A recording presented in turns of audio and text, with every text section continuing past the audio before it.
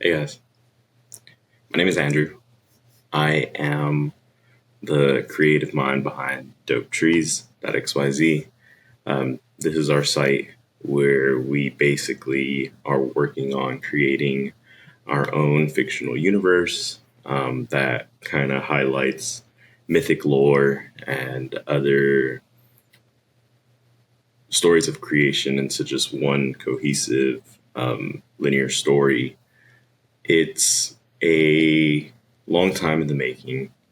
But through this project, I have learned so much about world building and just keeping up with, how to make a tangible universe and story writing and just using AI to keep things uh, in line. And that's just a small piece of what this project has been able to do for me.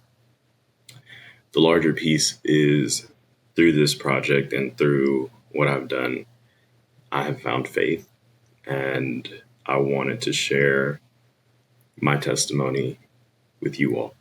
This is unedited, uncut, and I hope that y'all would enjoy.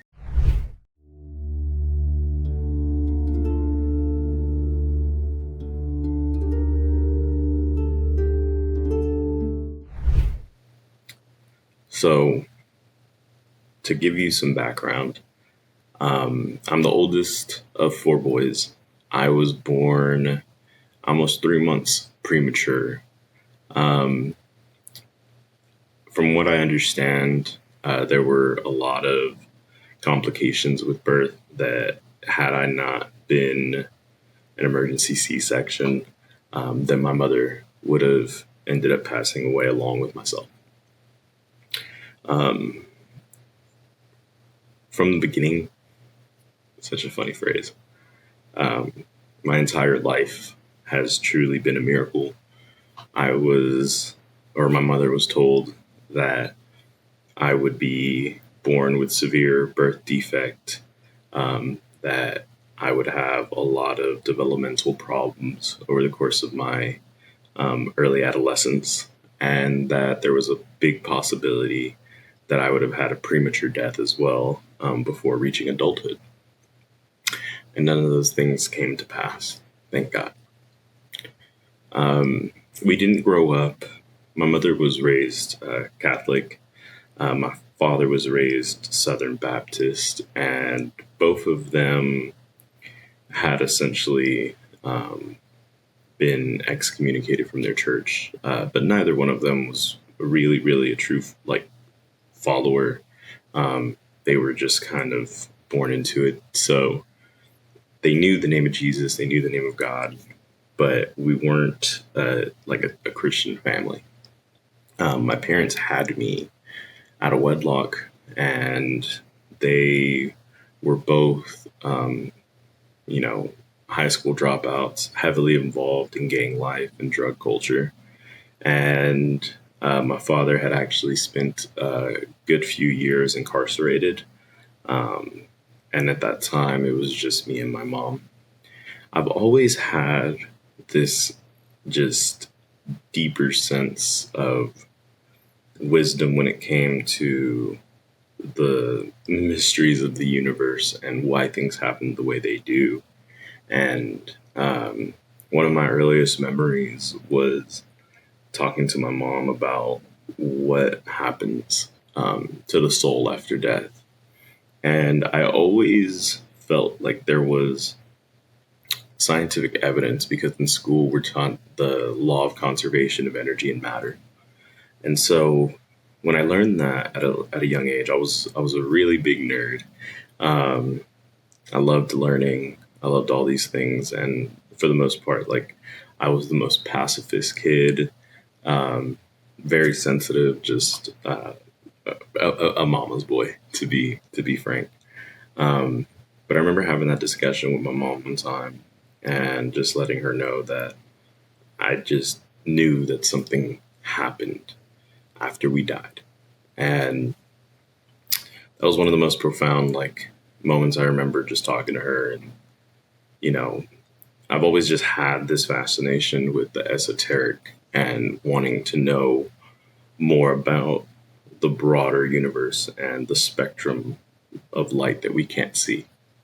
For those who don't know, humans can only access a fraction of the entire light spectrum.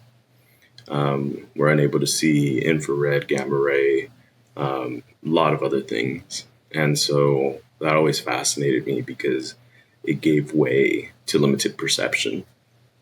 And um, as I continued, my grandparents really wanted me to have a foundation in the Word and to know um, Jesus Christ as Lord. And so I would spend some time at church with one of my grandmothers um, at our Southern Baptist church, and I really enjoyed it. There was a lot of incentive to be there. I would get, prizes for learning verses and all these things, but I never really understood any of it. And at the church we were going to, we focused a lot on the Mosaic Law and essentially just like, walking in a very strict faith. And I had no problem with it. I thought it made a lot of sense at the time as a kid, and I didn't question it. I just felt like, that's just what it is.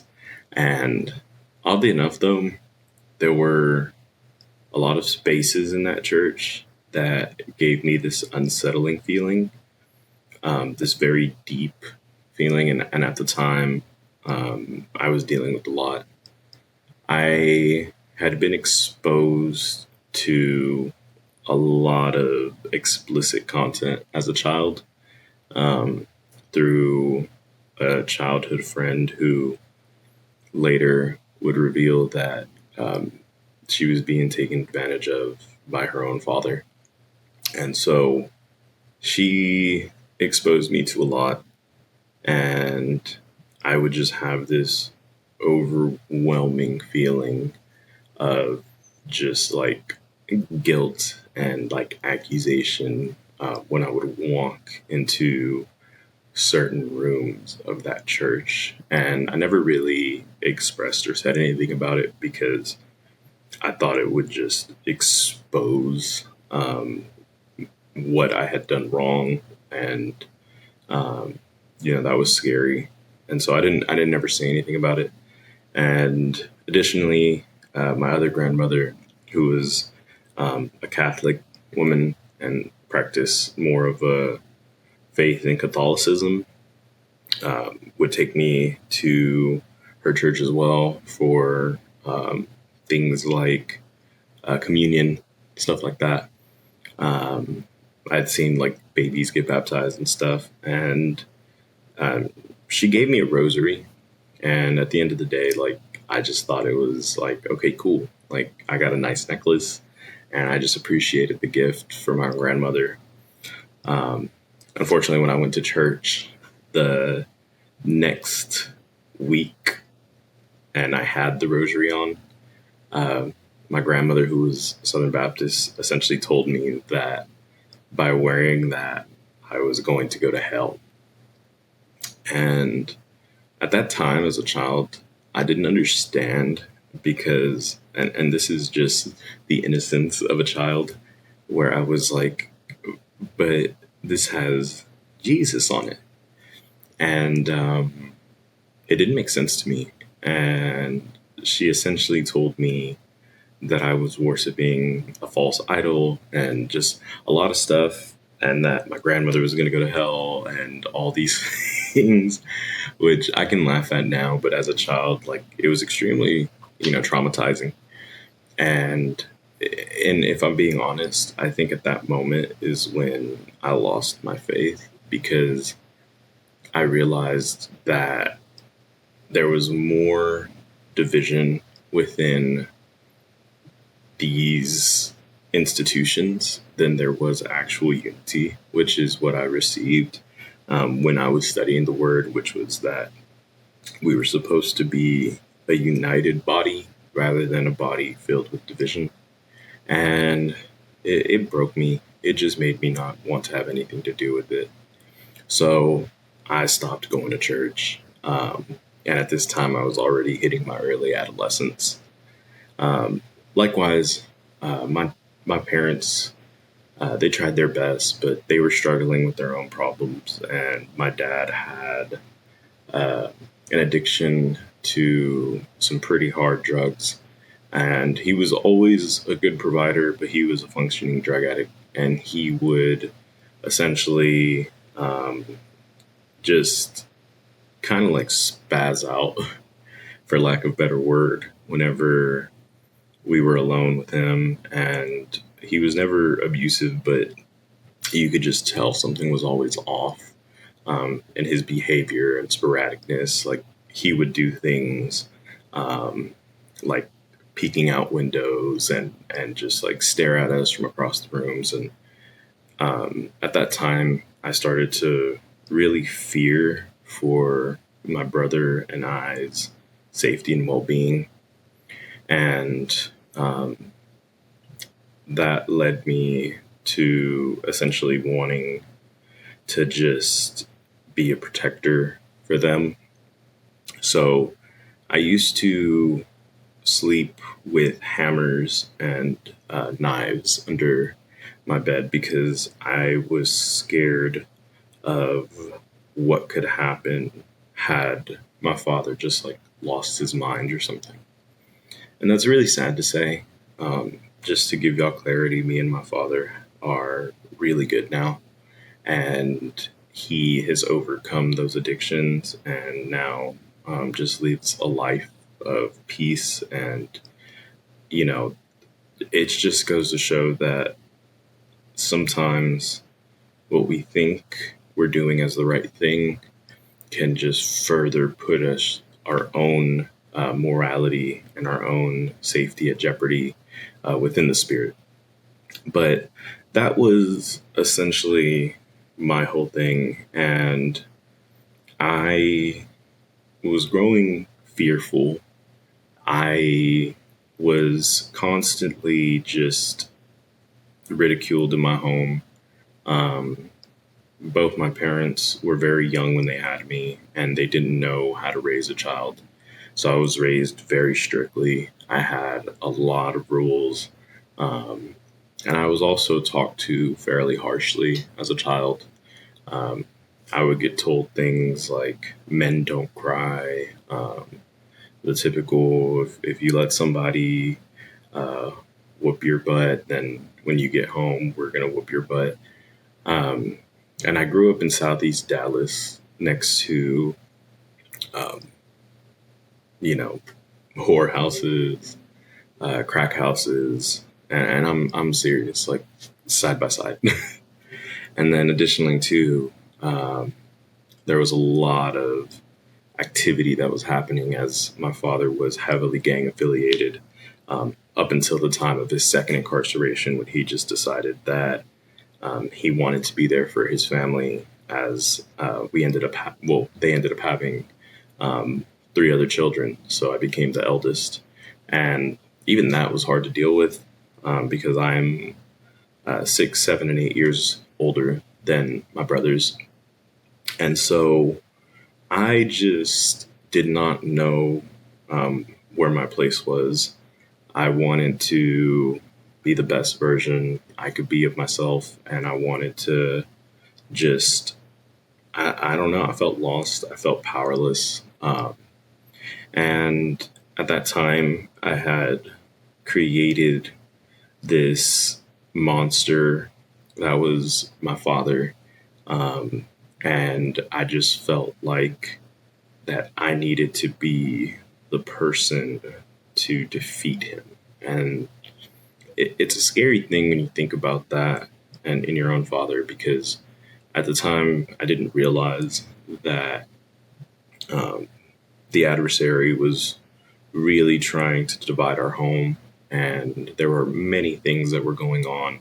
A lot of those things had to do with the choices that were made and the things that were basically being idolized in my home, such as money, drugs, sex. Like, I would come home and, there would just be a lot of times where I would just get like rushed into my room because people would just be smoking kush and there'd be like strippers at my house and things like that, which to me was just like, okay, that's normal. That's fine. But when my brothers were born, there was a big change in um, just basically their upbringing versus mine. And I think that led to a lot of envy because I felt like they were able to get a version of my parents that I didn't get to see. I didn't get a lot of compassion when I was a child. I didn't get a lot of, I had a lot of stuff. I had a lot of toys. I was a spoiled brat. Um, but I didn't have like a big foundation of like love and compassion in my home. So, um, around the time when I started noticing that my father was having um, these episodic behaviors when he would be um, under certain substances, I felt like I needed to be this person to defeat him. And at the same time, I felt so powerless because I was a young boy. Um, I knew that if I had tried to buck up to him or fight him, that like, I mean, my dad was like 5'11", like always over, 300 pounds at the time. And I just knew it wasn't going to work for me and it wasn't going to work out. And around this time, I was filled with a lot of anguish. I had a lot of depression because I grew up in an area where um, a lot of kids that I had been friends with passed away. I had some friends unalive themselves. I had friends who were dealing with a lot of trauma in the home. And a lot of my friends, we would just kind of like trauma bond. And, we created like our own little group of just misfits and people who were just kind of just not there, not really happy. And at the time, I started smoking weed, and I started smoking weed when I was probably like 13 years old, the day before I turned 14. And I remember it because I used to have this like super duper like dare esque demeanor about myself, where I'd be like, I'm never gonna do drugs and da da da. Um, and then my father would just be like, yeah, you are. Um, and so, to be fair, like I wasn't raised with this deep sense of morality, and we didn't have a large value system. I think at the time, my parents were making decisions that they probably knew had an impact on us, but they were living in denial. And their phrase was always like, do as I say, not as I do. Um, which for me was just like, nah, I'm not doing anything you say, and I'm gonna do everything you do or whatever. I was a very rebellious kid. Um, Once I got to a point where I could just decide for myself, and I remember the day I decided to smoke weed. I was, just really hurt because um, I was a very, very good student in school, regardless of any problems I had. I always was top of my class, good at what I did, to the point where like the teachers forced me to go into pre-AP and more advanced um, learning sessions, so that way I could get like dual accreditation and all these things. Um, they saw me as this kind of like just kid that just needed to be moved from these classes that were wasting my time to something that would actually help me see my potential. And I didn't want it. Honestly, I was really, really just banking on just coasting by and not having any type of, like, just I wanted life to be easy. and I wanted to get through it so that way I can just finally get my freedom and then go. Because my parents were always like, the day you turn 18, you're leaving. That's how they raised us. There wasn't a lot of like love in my home. At that time, there was just a lot of like, I always felt that my parents, like I ruined my parents' life. That's what I always felt. I always felt like I had this guilt that every wrong thing happened because I was born. That and truth be told, I know that that's not true now.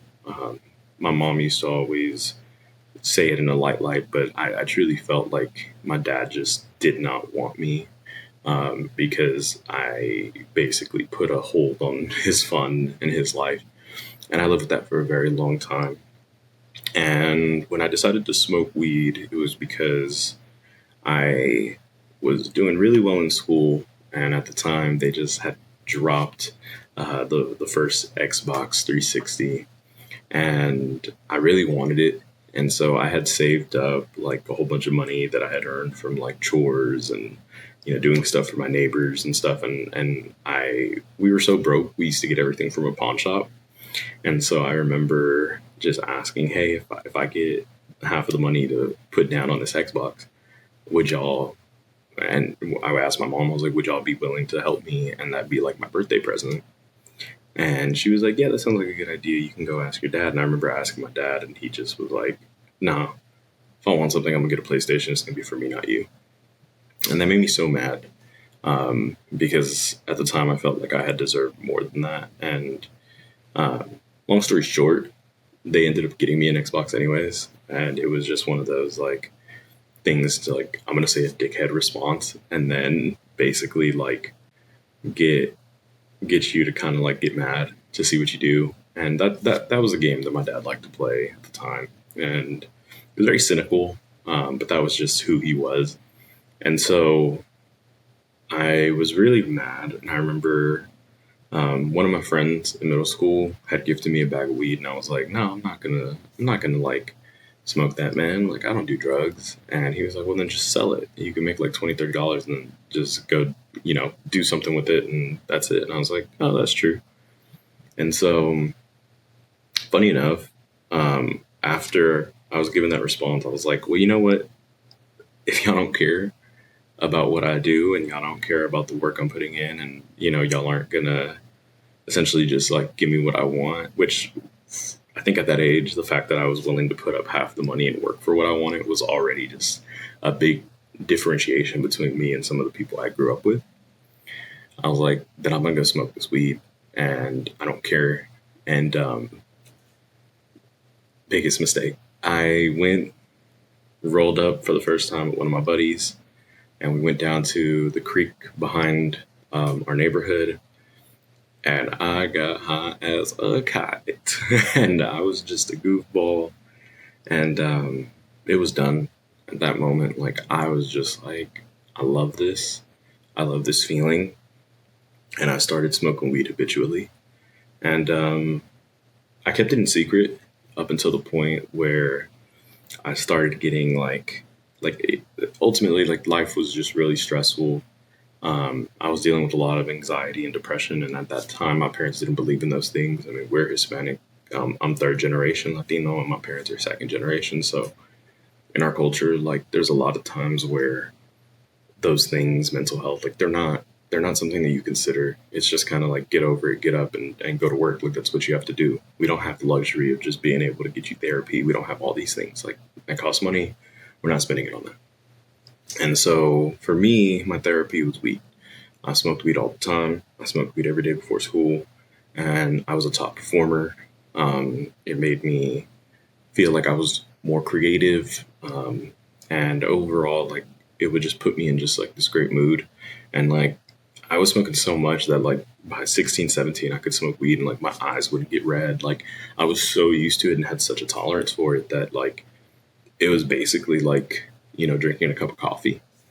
And it all was good until it came to a point where like I couldn't buy it like that because I didn't have money. I was a kid. So I would have to steal it. And at the time, that was our family's main form of income for a little while. And so there was an inventory in my house, and I started pulling from it. And I eventually got caught. And so my parents kind of had this whole thing where they got mad at me, and I thought it was the most hypocritical thing ever because had it not been in the house, how would I have had access to it?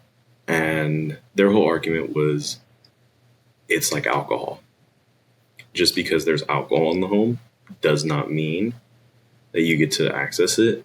And if you want to do that, you can do it whenever you're adult and you move out the house and you can pay for your own vices and all these things. And it just made me mad, but there was a lot of truth in it as well. And so I rebelled even further. I would get grounded, and I thought that that was unfair because who put it in front of me? Who had it in the home? So how was it my fault? And I didn't want to take accountability for any of those things. Likewise, though, I remember telling my family because they were like, "Why do you do it?" What? And I was like, "Because I need to. Because like if I don't, like I get like at the time I didn't realize was like panic attacks and anxiety, and I was made fun of, and that just pushed me further into depression and just not wanting to just be a part of my family and just feeling like the black sheep. And so at that time, the internet was starting to really just be something that kids were on all the time. And I was exposed to pornography. Um, and I would just like watch porn, do all these things, and um, just slowly corrupting my soul. Like I didn't realize it at the time, um, but I was like 13, 14, just like um, finding all this explicit content and then like hiding it and keeping it in secret. And around that time, I also started questioning my soul, my morality, spirituality again. And I had ran across a series of videos on Aleister Crowley, the Black Pope, and Satanism and the occult. And I started seeing that the more I studied the occult, the more I started seeing a lot of remnants. And what I kind of thought was, oh, okay, like there's a lot of stuff here. And what they do in the occult and what they do in Satanism is they manipulate the word of God, and they essentially get you to believe that the serpent in the story of Genesis is the hero, and that essentially this Godhead figure is trying to limit our power and perception of the world around us, and that the only way to do that is to basically like rebel against God. And it all trickles in as a very like, oh, okay, that makes sense. This is world control. And there's a lot of things within religion that do have to take place with institutions and government and, fraud. Like we've all heard of, what the Roman centurions used Catholicism for at one time, which was essentially the same thing that the Pharisees were doing during the time of Jesus. So all these things were making sense to me. And I was like, okay, like this is a form of control. I don't want to be controlled. And so I wanted to learn more. And then I started learning astral projection, black magic, rituals, spells, sigils, like all these different things. And I was also a musician. I was rapping at the time. And we were told, me and a buddy of mine, that if we wanted to really be successful in the music industry, then we needed to essentially sell our souls to the devil. And this was a real conversation we had with some guys who were doing music already. And we also were seeing it more and more in like, Tyler the Creator at the time when he was popping off, ASAP. And then I listened to a lot of like 3 6 Mafia and all these things. And so when I started realizing that, oh yeah, all these people are wildly successful because they are a part of this coven, which we understood as the Illuminati. And we were like, okay, like, that's what we need to do to essentially like get on top. And I was always a really happy-go-lucky kid. Like, I was one of those people who could just like I would just deal with depression and nobody would even know. Like, I was so good at wearing masks. And I remember one of my buddies, we were talking about the whole subject, and at the time, like, our neighborhood was just filled with violence. Like, people were dying all the time. You know, they'd find dead bodies in the creek behind my house, like, not like my house, but like our neighborhood. And a lot of stuff, you know, my dad would fight dogs. Like, there was just a lot of stuff, a lot of evil at that time. And no one knew. Like, you guys may think that a lot of people are in control of their actions when they're doing wrong, but I realize that being in situations like that, being in poverty, being just having no hope will lead you to do some deranged things just so that way you could provide. And I started seeing all these things, and I felt like the only way we were going to have a chance at being able to get out of these circumstances and get out of the hood was somebody had to make a sacrifice.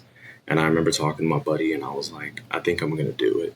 Like, I think I need to sell my soul so that way we can make it. And he was just like, yo, bro, like, I don't know about all that. And I was like, nah, man, like, it's the way. And he's like, nah, like, he had this, like, sense of just like, nah, that I don't know if I could do that. And I just remember just being like, man, somebody has to do it because we're not going to make it otherwise. And so at the time, like, there was a lot of websites where you could find like occult knowledge, esoteric knowledge. And I mean, even to this day, you could probably find it. And so I ended up finding a ritual online, and it was essentially like how to make a blood pact and a blood sacrifice. And in that blood sacrifice, it's really weird because Satanism will tell you that like God doesn't exist, that Jesus is not king, that there's no that this is all just some grand illusion or just some massive mind control thing. But what's funny is a big part of this ritual was I had to curse the name of Jesus Christ by name, and I had to renounce my faith in him. And I basically had to like prick my finger or draw blood and burn the sigil where I wrote my devotion. And I did that, and it was like, you know, the game. People were like Bloody Mary, Bloody Mary. Like, it was essentially the same thing. And so I was like, okay, I'm gonna do this. I did it, and I kid you not, that night I had a paranormal experience where I just remember doing that, and then I went and I was saying these satanic prayers, and my eyes started like rolling. It was like rolling on Molly, like rolling. And I started getting these visions and these symbols and all these things. And so I didn't realize, but I had been possessed by this spirit of darkness. And it turned me into something unrecognizable. I started being a person who could just draw dark energy. And I started being able to see demons and guilt and lust. And I started being like, I was almost deranged. And I never revealed anything. I just stayed quiet, and I just had this like, I was always mad. Like, I look at pictures of when I was 14 and 15, and I just look like dead inside. And that continued for some time. And at the time, like, I was getting in trouble in school. I was getting kicked out of school. I was getting in fights. Like, I was, you know, cussing out teachers, like, bad. Like I had so much anguish and hate. And to be fair with you, Like if somebody said something to me, like my first response was like, I should kill that person, or I should hurt that person. And I was a monster, and a good monster. Like I was in disguise. No one would have known. And I never did anything like, but I had these like deep visions where like I would just like in my mind like be like, okay, if I don't want this person to be here, then like I can do this, whatever. Like I would plot out stuff, like disgusting things. Um, and it started to have an effect on the relationships I was building. Like people didn't want to be around me. I had this just like stench of just darkness. Like I knew it. People knew there was something off about me because I was an artist, so I would draw, and all I would draw was like death, people hanging themselves, like stuff like that. And so I was deeply disturbed, and also too, I was so good at hiding it. And so that's when I decided, okay, like I can't live like this. It was like there were two parts of me inside that were battling each other. And I said, you know what? At like 16, 17, after 2 years of just living as a Satanist, as a warlock, like somebody who was like constant. Like I remember I would do um, like charms to try to get girls to like me, and then like they would work, and I would just do a bunch of stuff that I didn't realize was that bad until now that I'm older. And so I lived like that, started realizing that I had no real love, no real compassion. Like my parents had basically just given up. I was such a problem that I was even told by my dad that, I mean, he just didn't care what happened to me no more because I was a lost cause. And when that happened, I don't know, like I started seeing the light of day, and I started realizing that things were definitely not what I thought. Like I didn't get what I wanted out of that. If anything, things didn't get better, they got worse. So I started to look for enlightenment. And that brought me to things like Buddhism. Um, and I studied the Dhammapada and Hindu culture. And I started understanding things about Ganesh and Shakti and Shiva, and um, was polytheistic for a while. I would practice meditation. And then I even discovered like New Age, way before anybody even knew about New Age. And so all these things were basically just building a new religion, a new God, a new um, ego in my mind that had me just calm enough and just peaceful enough to where I was like, okay, like this is the true way. But I still had this like deep know that like, yeah, Jesus was not God. Um, God may be a woman or whatever, like but it's not the God of the Bible. And even after a while, like I even was like an atheist at some point where I was just like, I don't believe in anything. But that became like counterintuitive. So I was like, okay, well, maybe I'm Gnostic. Maybe I believe that there's a God, um, but no one can know anything about him. It's this kind of like thing that's separated from us. And in Gnosticism is a very unique thing because it's built on almost like Christian faith, but it separates salvation from the equation. And so I was very confused, but at this time, I was starting my journey into adulthood. I was graduating, and ultimately, like, I wanted to live life, and I wanted to, go out and hook up with girls and drink and, smoke. And um, by like 16, 17, I was doing cocaine. Um, just a bunch of stuff that no child should be having to undergo. And it was just because, like, I didn't care. I didn't care whether I lived or died. My goal for after I graduated was to move in with one of my best friends, and we were going to start trapping. Um, and that's what I wanted to do. I didn't care about nothing. I had a lot of big homies that were teaching me the ways of the street, how to do stuff, and I loved it. I felt like it made me more powerful, but I also had a lot of people who would say, "Hey, man, like real people who were doing that, who had lived that life, who had struggled with that, who knew that after a certain point there's no turning back." They would warn me. They'd be like, "Hey, bro, like you're better than all of this." And I didn't believe them. I was like, "What do you mean?" I thought they were trying to take away my opportunity, and they were like really just pushing for me to go to college and make something of my life because they saw that I had a potential that they wish they would have had, and I had an opportunity that they wish they would have had. And it just confused me more.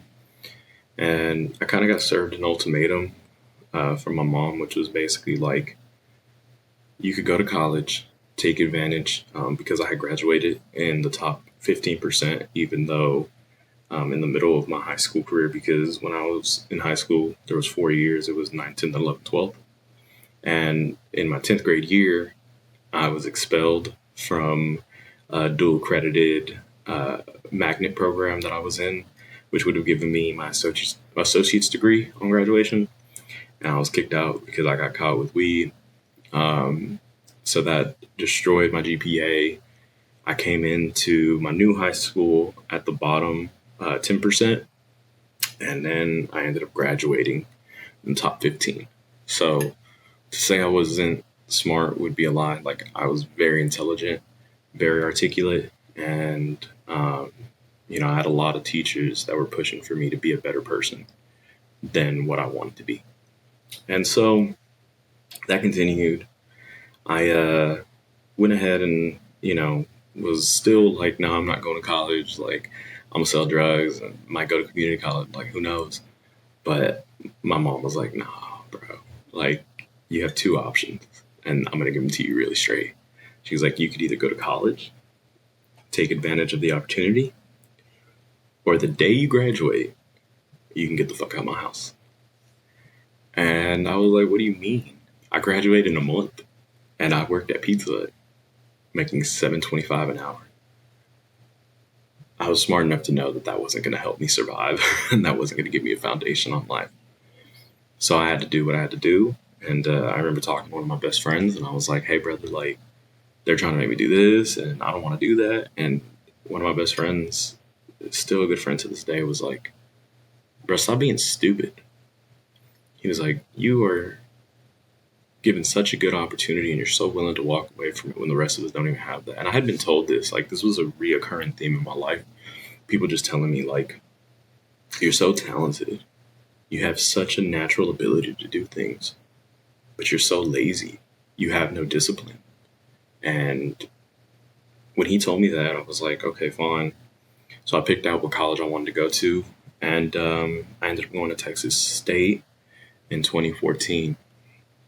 And so when I got to college, um, I had pretty much like not worried about any type of religion. I didn't care about no type of, anything. Like, I was just like, I mean, I ain't got time for that. I'm an adult now. I got freedom. So when I got to college, that freedom, I was a hard student. Like, I had 18 hours, 18 credit hours, 6 classes, and then I also worked a full time job because my dad, he basically was like, you're a man now. You need to figure it out. And so I did. I was like, I'm gonna figure it out. I ain't gonna ask y'all for nothing. And you're right. I'm a grown man now. So bye, Felicia. Like, that was the mindset. It was like, I don't need my parents. I don't need nothing.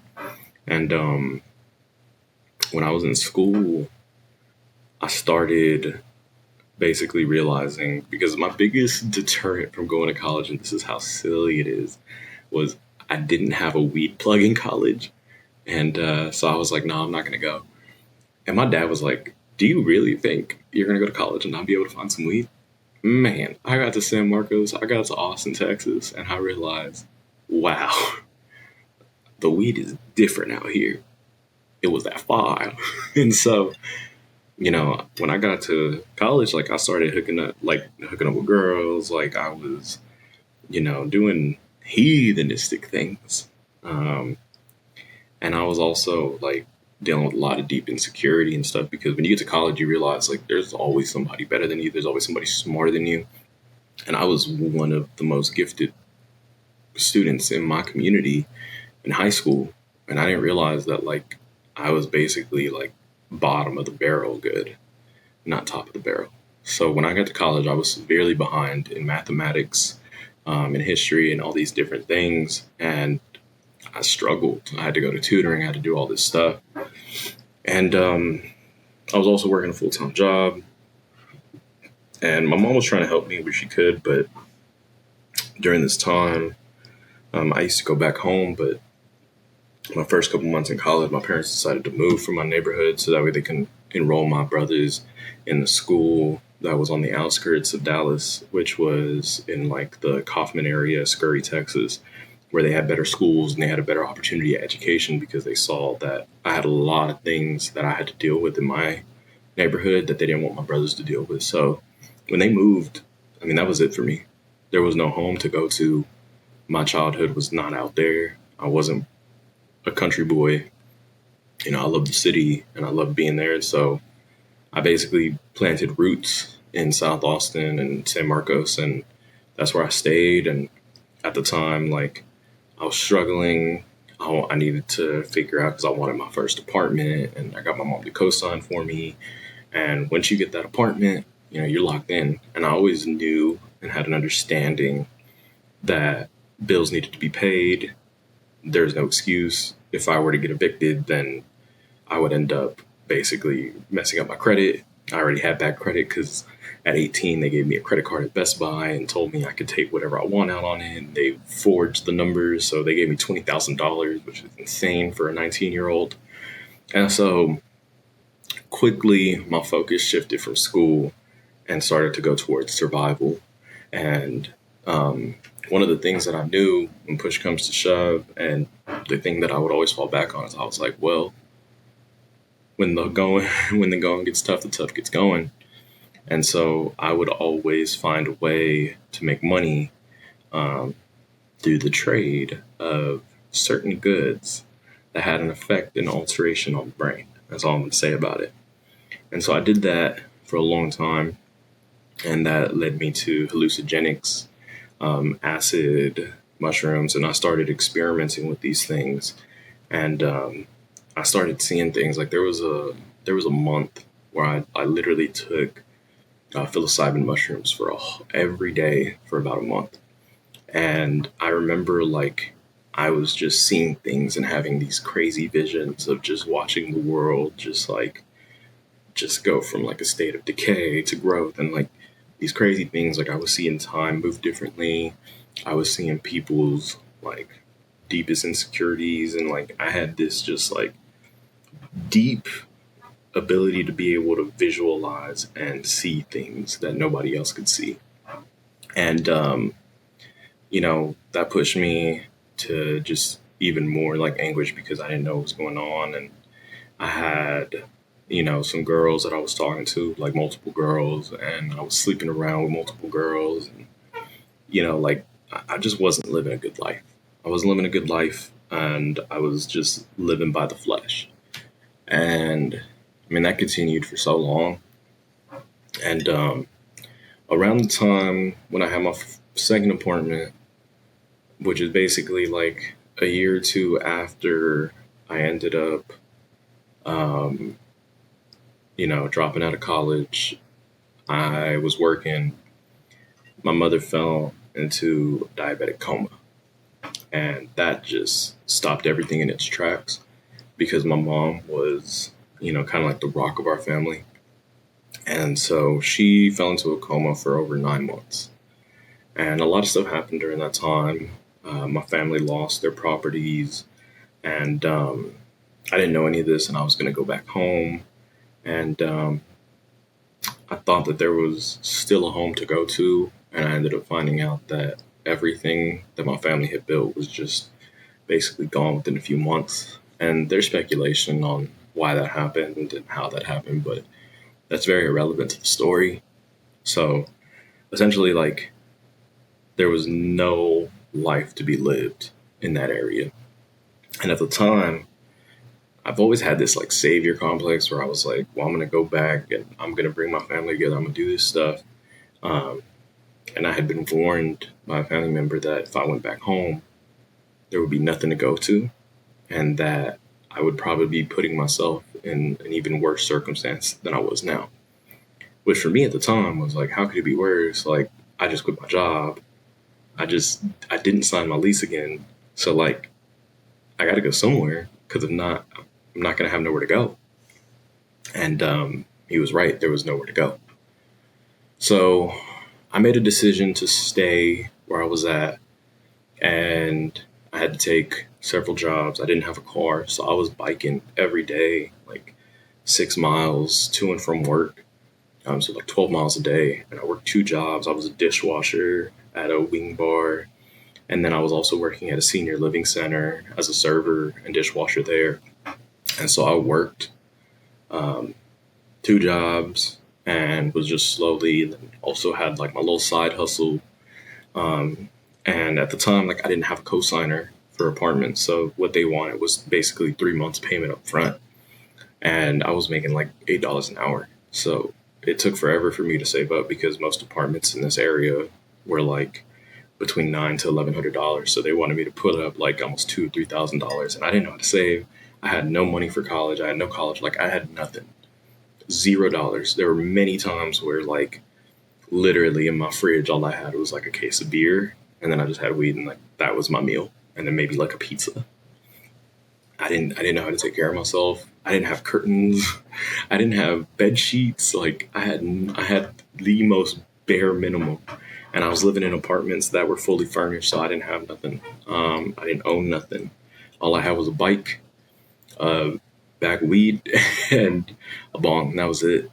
And so I lived like that for a very long time. And during this time, like, it was like 9 months, my mom was sick, and she was having all her stuff paid for. And at the time, like, my dad had his own business, and he was doing more like repair work as like a maintenance man, where he would help people. Like, he would basically do cars. My dad was like a master mechanic, had like an understanding of like electrical work and like HVAC, all these things. So my dad was just always picking up like odd jobs, but there wasn't a lot of consistency. And there also wasn't like insurance, 401k, those things. And so my mom, after being 9 months in this coma, her company ended up letting her go because there was a lot of basically rumors, and essentially the doctors had said that there was not going to be any hope of her coming out of this coma and not being in a vegetative state. And so that was the hardest thing, because what they were basically telling us is that like our mom was brain dead and that there was going to be no hope. And so during that time, my coping mechanism was drugs. Like, I was just constantly doing hallucinogenics, cocaine, drinking, and I'm talking about like drinking. Like, I used to drink a whole bottle of tequila in one night, and would just live like that, like multiple nights. Like, I was gone. Like, I was so far gone. I couldn't even recognize that person no more. And I had like dreadlocks. Like, I was a completely different person. And so I remember this one day during the midst of all this, I had a whole bag of mushrooms, like about like maybe an ounce or two. And I just had this weird thought that on that day, I was going to find God. And so I ate like an eighth of mushrooms. I had some friends that were with me, the homies, and I dosed them up. I was like, here, bro, y'all are going to have some too, and we're going to find God. And they thought I was crazy. But like most people thought I was crazy because I was just always like messed up, bro. I was like doing stupid stuff. And so I basically, like, the people I grew up or I was like living with didn't care either. Like we were all just in our own worlds. It was like survival of the fittest, homie. Like you do what you got to do, and everybody's just going to turn a blind eye to what you're doing because that's your business, not mine.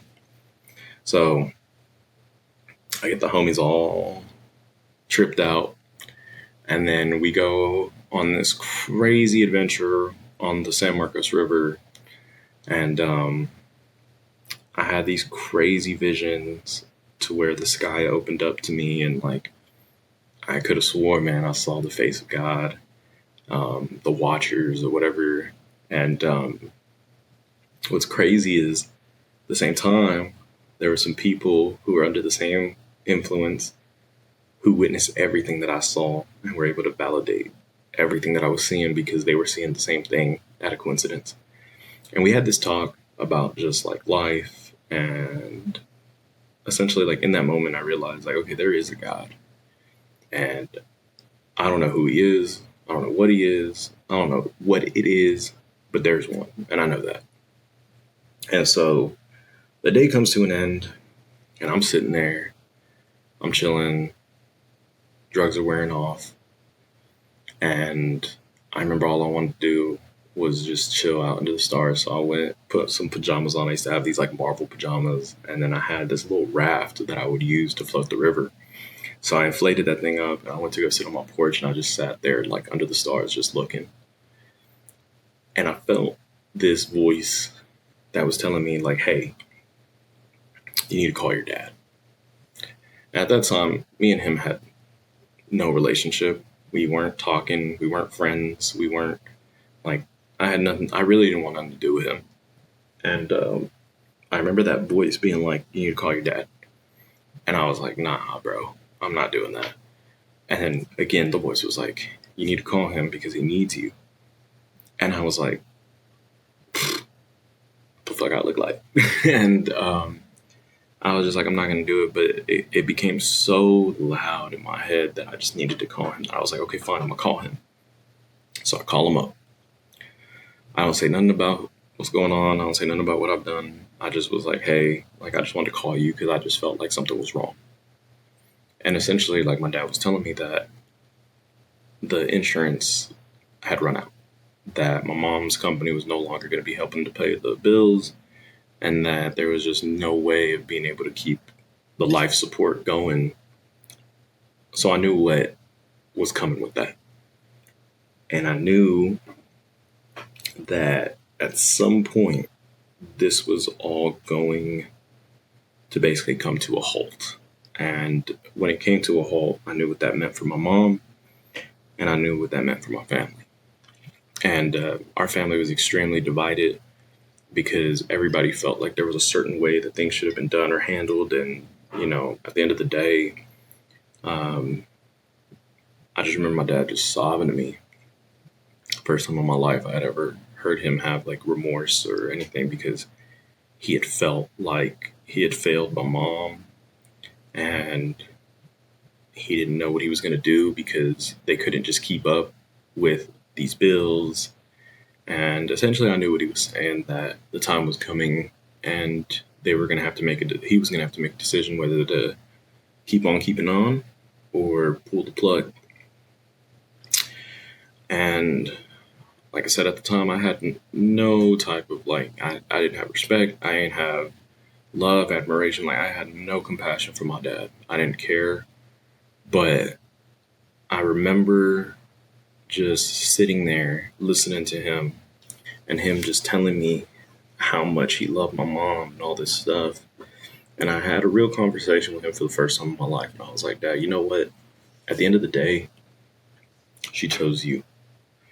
I was like, and I love mom to death, but I know that if this was the way that things were going, and this was how her life was going to have to be lived, she had always made jokes that if something like this were to happen, that she would just want us to, you know, just pull the plug, and she'd never want to be a burden on the family, which is so bizarre because it was like she knew something was going to happen, because she used to joke about this all the time when I lived there.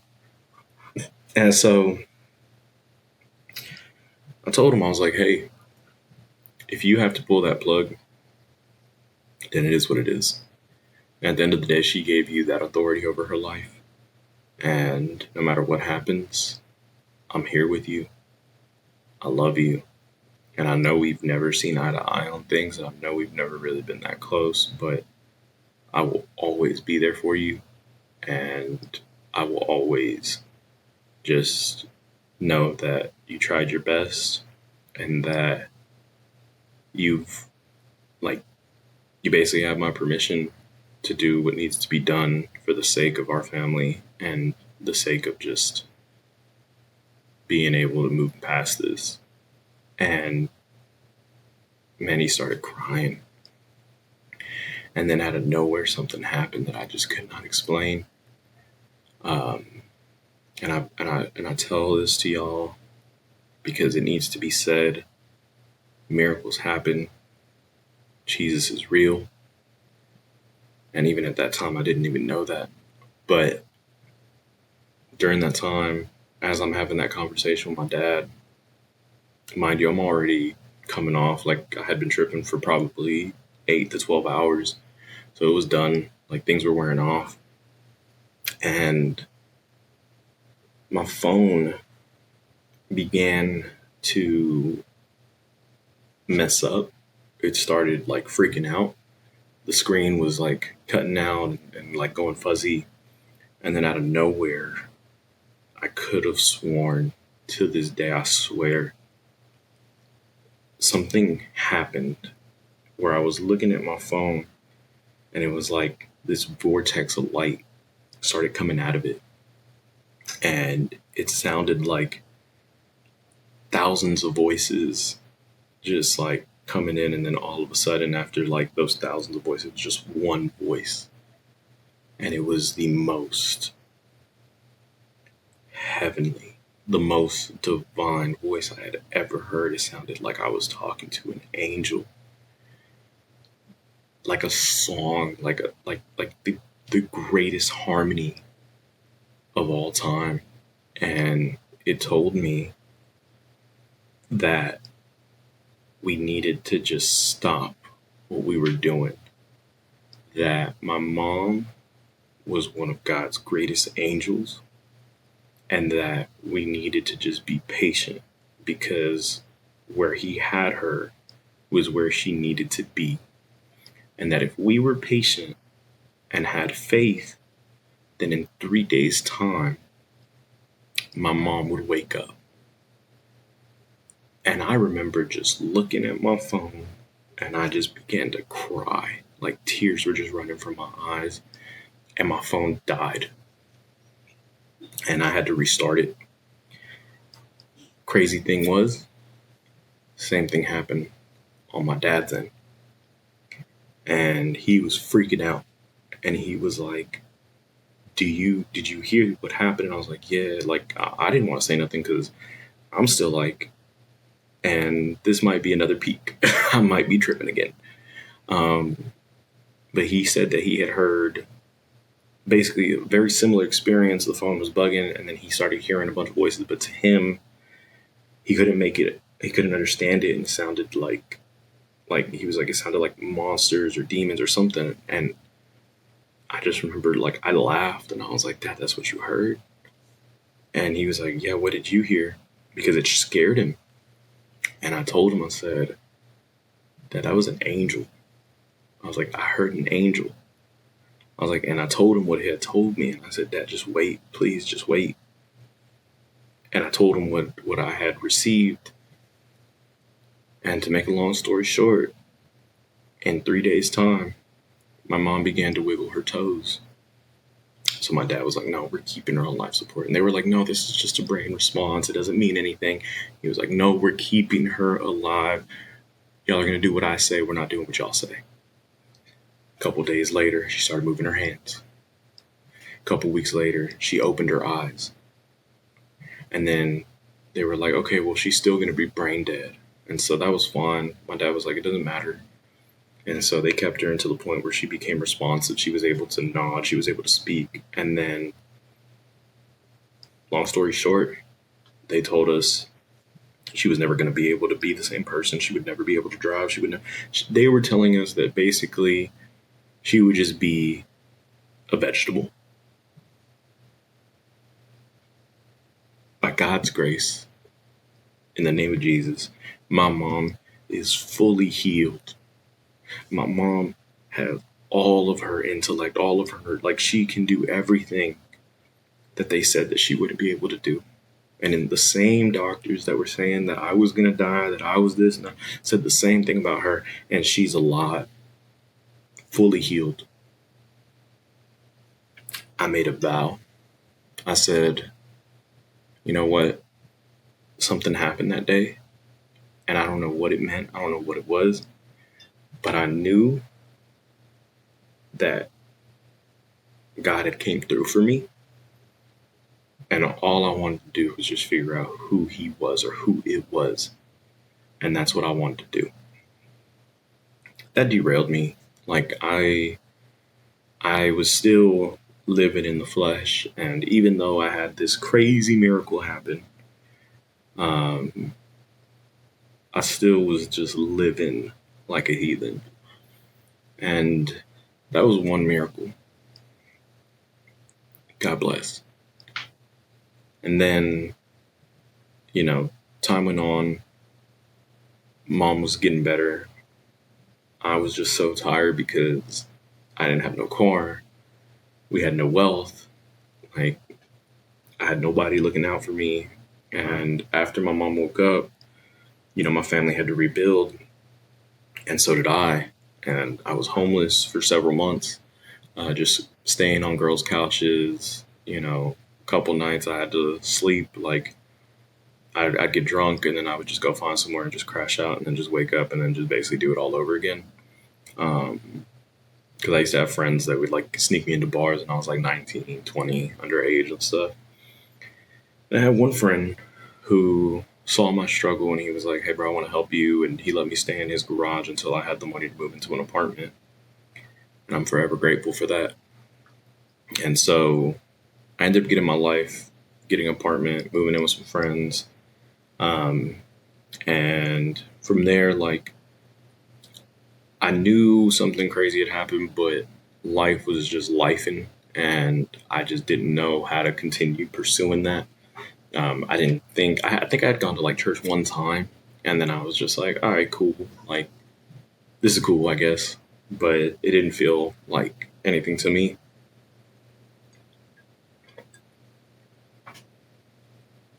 But I was still curious as to what happened. And so I started looking into the Quran, and I was like, okay, like, there's got to be something here.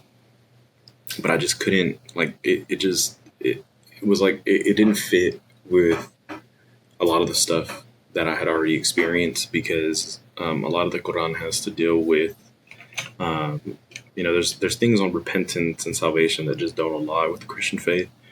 And then for some reason, after that moment, I didn't worship Jesus. I didn't know Jesus, but I had this deep feeling that I couldn't believe anything other than that. Jesus was a God, a great teacher. Like, I knew that there was an importance to Jesus, and I had already denounced his name once, so I would never do it again. And that was one thing that I just knew.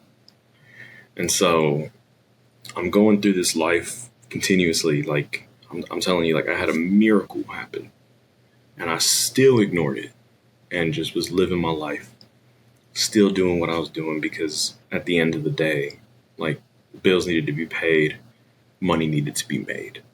And I was still looking for love in all the wrong places and just being a heathen.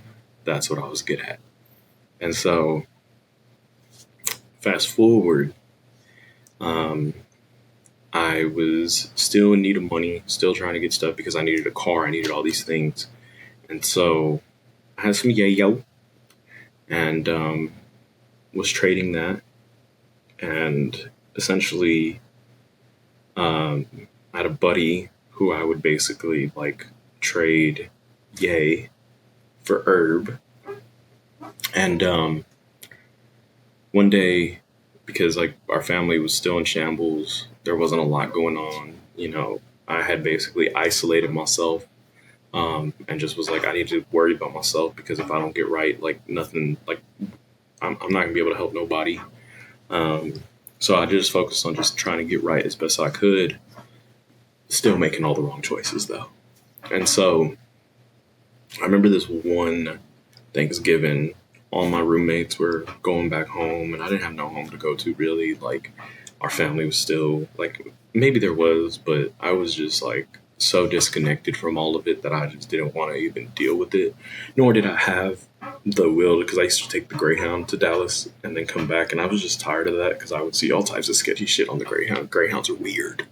But I just didn't feel like going. And so my herb guy was like, hey, yo, like, if I come through, like, you down to, like, just kick it up and party? And so we were just chilling on Thanksgiving, drinking, snorting, smoking. And he ends up just getting really high and he leaves. And so I'm sitting there. And I remember just thinking to myself, like, what is all this for? What is my life?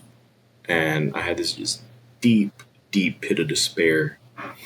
And I chopped up the biggest line of yay and I snorted it.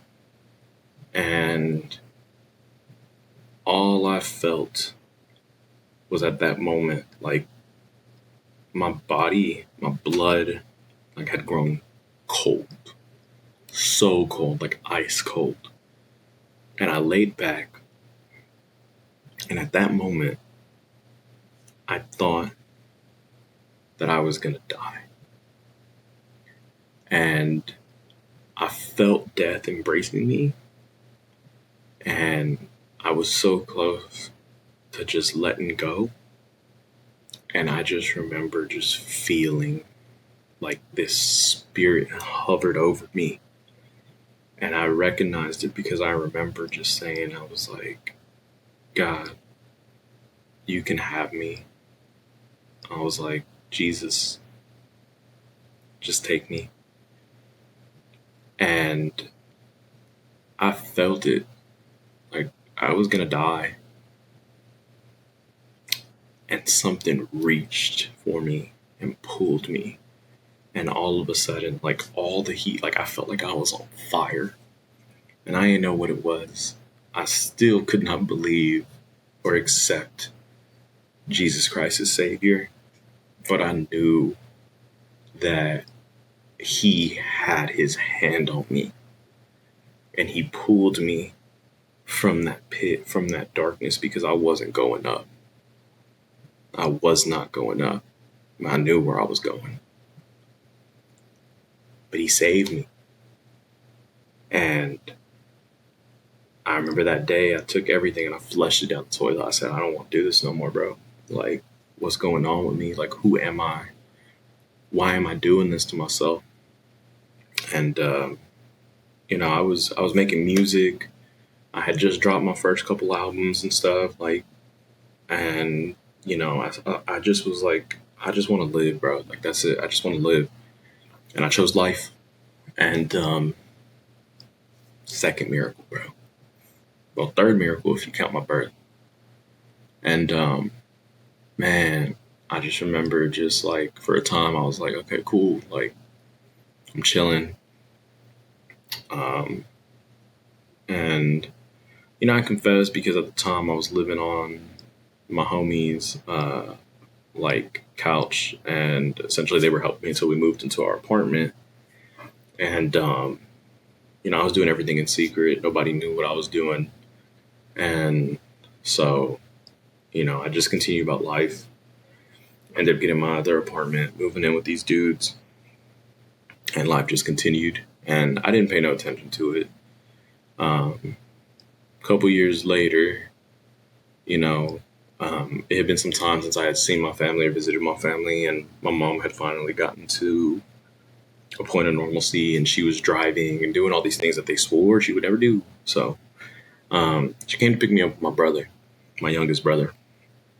They picked me up and we were gonna go have I think it was like some holiday. It might have been Thanksgiving, like the next year or two after that. And actually, before all that happened, uh, I was actually, yeah, actually before the incident too with the overdose, I had found, or a buddy of mine was gifted some DMT, and that was the one thing that I was like, yo, like I want that. Because I had heard all about it. The God molecule is what it is. For those who don't know, DMT is essentially the chemical that your brain releases on death. And so I remembered this was before, um, and sorry, like my memory's like I'm just trying to understand the chronological order of this. But before the incident where I OD'd on the yay, um, about a year before that, I had done DMT, and all I knew was from DMT. Like I had heard about it. Um, I knew that it could put you into a different dimension or a different world, and so I had smoked it, and I was like, you know what, like I'm gonna smoke this, and I'm gonna go. Like I'm gonna let it take me wherever it goes. And so I had already done astral projection. Like I had already knew how to like separate my soul from my body. Um, and so on this day when I was like, I'm gonna do the DMT, I did the DMT and I just shot out. Like I went straight up into the heavens. And I remember I got to the first heavens because I was on a cloud and I thought I died. And I met this man, and it was so weird because I didn't know who he was, but he knew me, and he wouldn't let me see his face. It was like glowing. I couldn't even look at him. Like, and he was speaking to me in this way where he knew all about me, and almost like speaking through me. And I remember I just wanted to know who he was, and then like out of nowhere, these gestures, these little tiny like weird looking gestures just like appeared, and they were all just laughing at me. And I was like, what's so funny? And it was like there was an inside joke that I just didn't get. And I remember just getting so frustrated with it. But essentially, like this figure that I met was like, just ignore them and like follow me. And I followed him for what felt like a millennia. I saw my life. I saw what would happen had I continued down the same path. I saw all these places, and it was like we just kept going up and up and up and up. And I saw this world that existed outside of ours that was like both biological and mathematical. And it was like a weird biological machine that was just like crazy, like organic machinery. Like it was so crazy. And I lived a life up there, and I was just hanging out. And then when it finally got to the tippy top, there was this place, and from what I understood, it was the final place. And I remember this figure asking me if that's where I wanted to go, because I could go at any given point. I could go. And I remember I was like, well, what about my friends? And then he was like, the choice is theirs. And I was like, but what if they don't choose to come here? And he was just like, the choice is theirs. And I remember just sitting there and I was like, no, like, I don't deserve this right now. And it was like I knew I made, like, it was like the figure was like, good, you're very wise. And so I, uh, I remember just asking him, like, just let me go back to my life. And I had received everything I wanted. I just wanted to live. And I'd come to the understanding that like our life is so precious because in at least to an immortal being, you don't realize that like it's this temporary state of physicality that makes our experience on earth just so precious. And so I understood that, and I told it that I would go and make the most out of it. And yeah, we walked and descended, and then we ended up back above the clouds. And I remember talking to it, and it told me one thing. It said, "So you've received everything that you asked for, and now all I ask of you is don't come back here until it's time, because you get one or two times where we'll be gracious, but if you do it too much, you're gonna spoil the surprise. You will ruin the gift." And I was like, okay. He's like, so just promise me that the next time you come back here, it'll be when the time is ready. Essentially, like when I die. And I said, okay. And I was like, so then what happens now? And the figure was like, well, it's goodbye for now. And you're just going back to where you were. And I was like, when do I come back here? And he's like, the choice is yours. And I remember sitting there and I was like, okay. And then just out of nowhere, like I just back into my body. And what felt like a millennia for me on the clock, about 15 to 20 minutes. And I was sobbing. And I came inside and my friends were like, yo, you good? And I was like, yes. Like, I told them, I was like, I met God. Like, I was going crazy, bro. And like, I was telling them, like, I saw this, I saw that, like, da da da da. And I started looking at other people who had done DMT and started seeing that there was a lot of parallels between what I had saw and what they had saw. And then, like, I was basically like still trying to figure out and make sense of like, what is God? Who is he? Why is he? Why am I? All these things. And I wanted to stop everything, but I'm still so rebellious. So like for like 2 months, I didn't smoke, I didn't drink nothing. And then life got hard and boom, back to the same thing. Leading me to the point where I have the yayo incident and then get pulled back from that. So at this point, I'm starting to learn something. I'm starting to realize that I probably have a problem. I like to tango with death. And that was the truth, is I liked to be on the cusp of it. I wanted to know it. And that was one of my greatest faults. Because if you ask hard enough, you will receive and you will know. And so after the yayo incident, after the DMT, I just was like, bro, I need to just chill. Like, I need to figure out. And so the only thing I was doing was just smoking weed.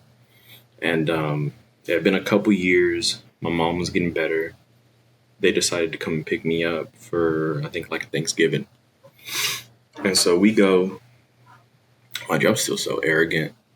I think, like, instead of looking at all these things and being like, oh my God, God is so good, God is blessed me, da da da. Like, I believed in God, but I didn't follow God. Like, I was like, maybe I might be God because death can't touch me. Like, I had such an arrogance that I was just like, yeah, like all these things, and they couldn't get me. And we ended up going from San Marcos to Dallas, and on the way out, we had a car accident where both tires, two tires, one on the driver's side and then one on the passenger rear, pop as my mom's driving us back home to have Thanksgiving celebration, and our car tires basically bust. My little brother's in the back seat. He was sleeping, so he didn't have no seatbelt on. I was chilling, window rolled down, kind of napping, and all of a sudden I hear the pops. I wake up, our car starts spinning, and we roll off the highway. Our car went airborne. We rolled off into like this kind of like grass underpass, and man, the car flips. I remember my brother, like, cause that's the only thing I think of is like my brother, cause I thought he was gonna fly out, and so I like turn around and I like try to reach for him, and I grab him and I throw him, and like I could have swore something was holding him. Yeah, I couldn't see it. I couldn't make sense, but it was like something had held him because I wasn't strong enough to grab him, and I had tried. And then whenever the car hit the side, like I went, oh, and God bless, windows were rolled down because we landed on my side of the car. My face hits the dirt, and then our car rolls one more time. Boom, lands on all four. And my mom is just like shook. And she's like sobbing. And I'm like, what are you crying for? Dad can't touch me. And I'm just like, yeah. And at the time too, like I had a whole bunch of weed on me. So I was like, yo, cops are probably going to come at some point. So I run and I go hide the weed. And my mom's like, what are you doing? I'm like, don't worry about it. And yeah, man, like we had to walk because we were in a place where like basically like our phones weren't working. So we had to walk to a gas station and then get to a point where we could charge our phones and just basically try to call. And so we call my dad and tell him what happened and all this stuff. And then they end up picking us up. So boom, 4 miracles. 4 miracles. You would have thought I went to church that weekend. Foolish. So, man, I basically am like, I'm undefeatable. I am God. Blasphemy, bro. And so I started thinking like, man, there's some like I'm the hero of this story. Like I'm the chosen one or something. Stupidity, bro. the ego of a young man, bro. Because I was only like 21, 22. And so I remember going through that, whatever, doing whatever. Fast forward again.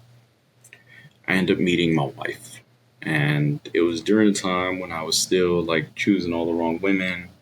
I had a couple girls that I was talking to, and I had this one girl just like destroyed my heart, like broke my heart, ripped it. And I was done with love. I didn't care about nothing. Like I was just one of those, like I went back to emo boy. I was like, yeah, love ain't like love's a myth. It doesn't exist. There's no true love and da da da. And so I had no hope. I had nothing. And I ended up meeting my wife at random. We met on a dating website, Tinder. Because I'm a heathen. And she probably was too. So we meet on Tinder. And, you know, we're just like, hey, like, just going to be casual, not looking for commitment. And I realized she was the most wonderful person I had ever met.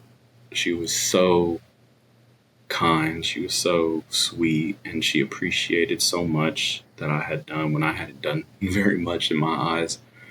But she was so humble. And she just appreciated all the little things. And I remember just thinking like, damn, there's this girl here who appreciates all the little things that I've done. And there's girls that I've tried to do so much more for, and they just thought it was expected.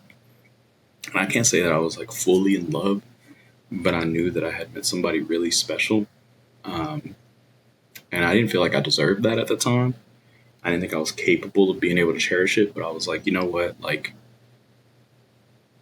I was still understanding that I was like, you know what?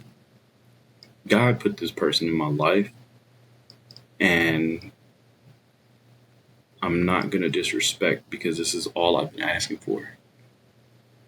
So I'm going to just see where it goes. We've been together for almost 8 years now. And you would think even after that, I would have gone to church. Nope. Ego had me. I eventually started just like, honestly, truly, like, I started taking that love for granted. And neither one of us came from money.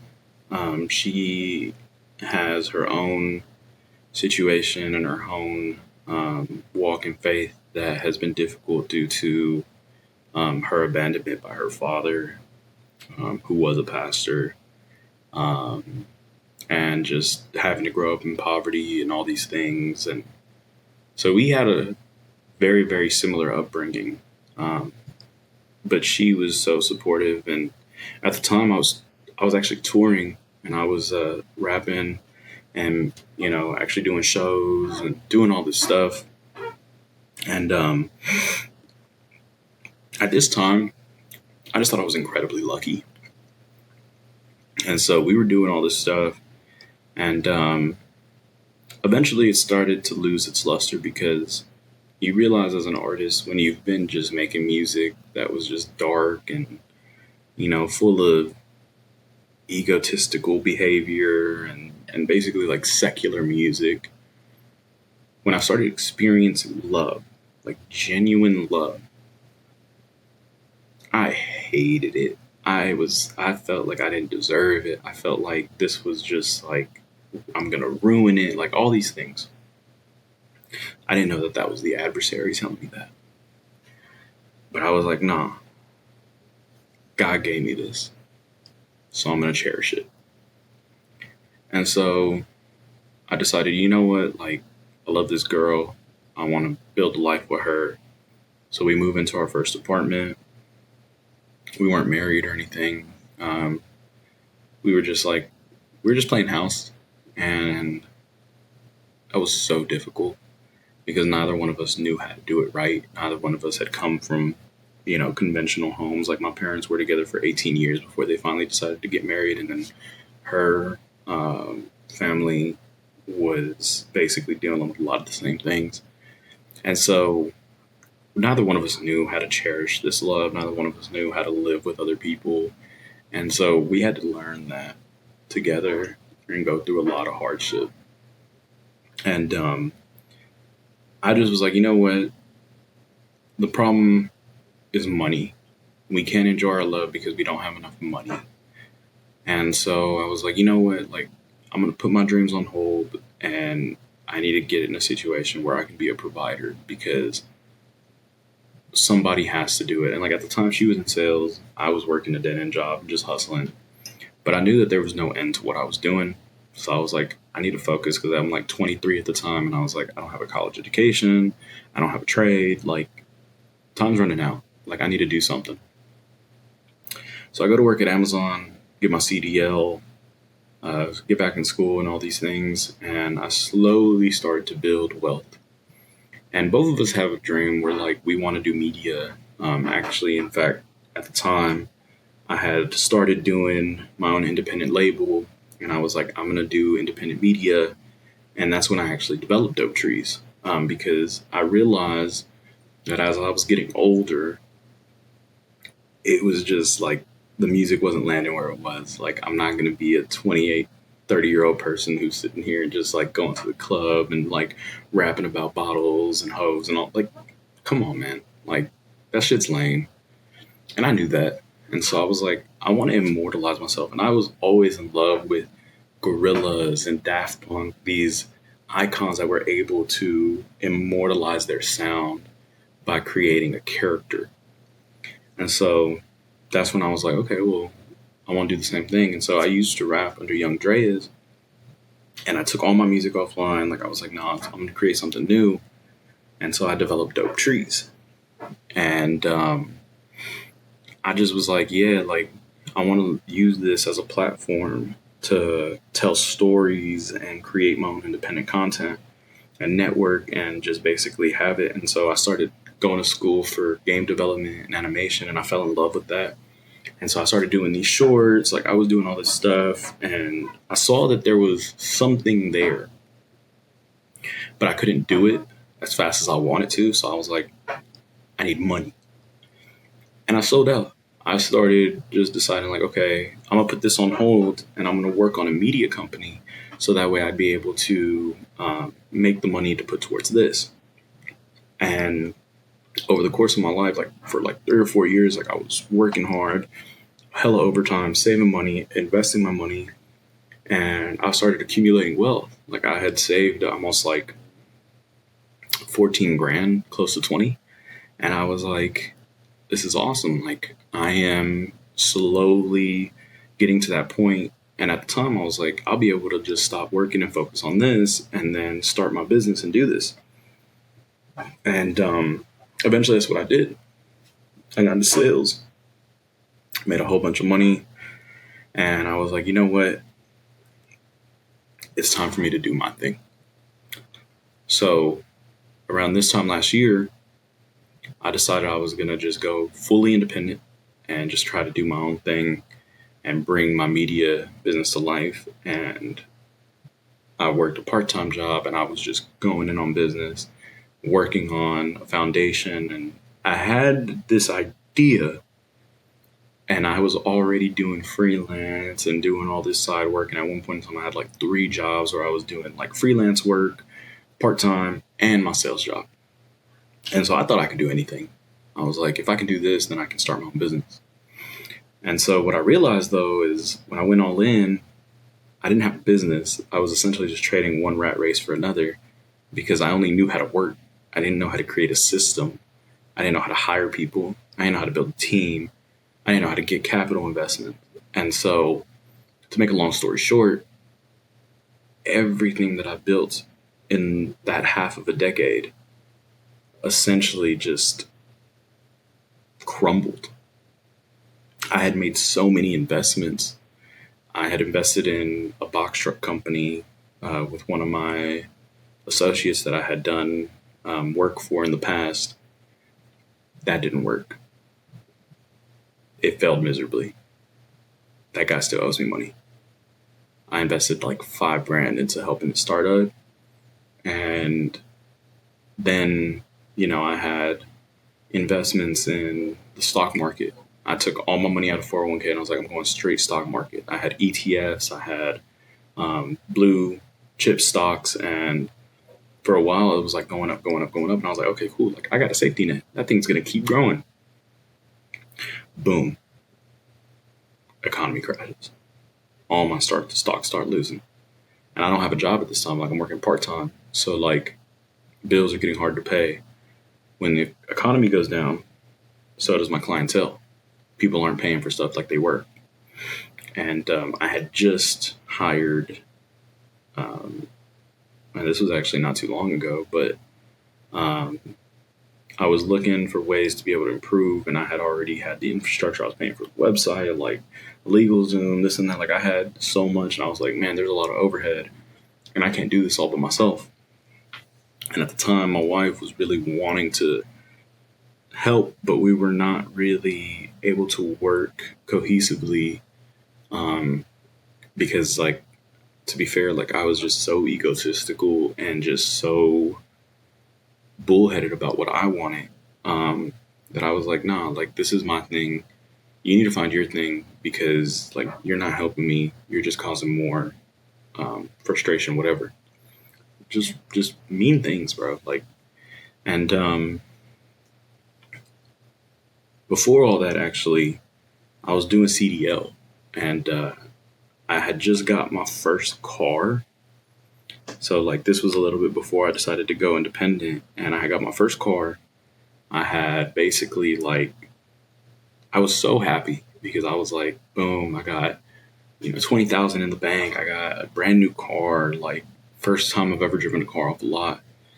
And then essentially what had happened was I ended up in an accident on the way to work where I got hit by a stolen vehicle that was stolen by two minors, a 15 and a 14-year-old, and they totaled my car.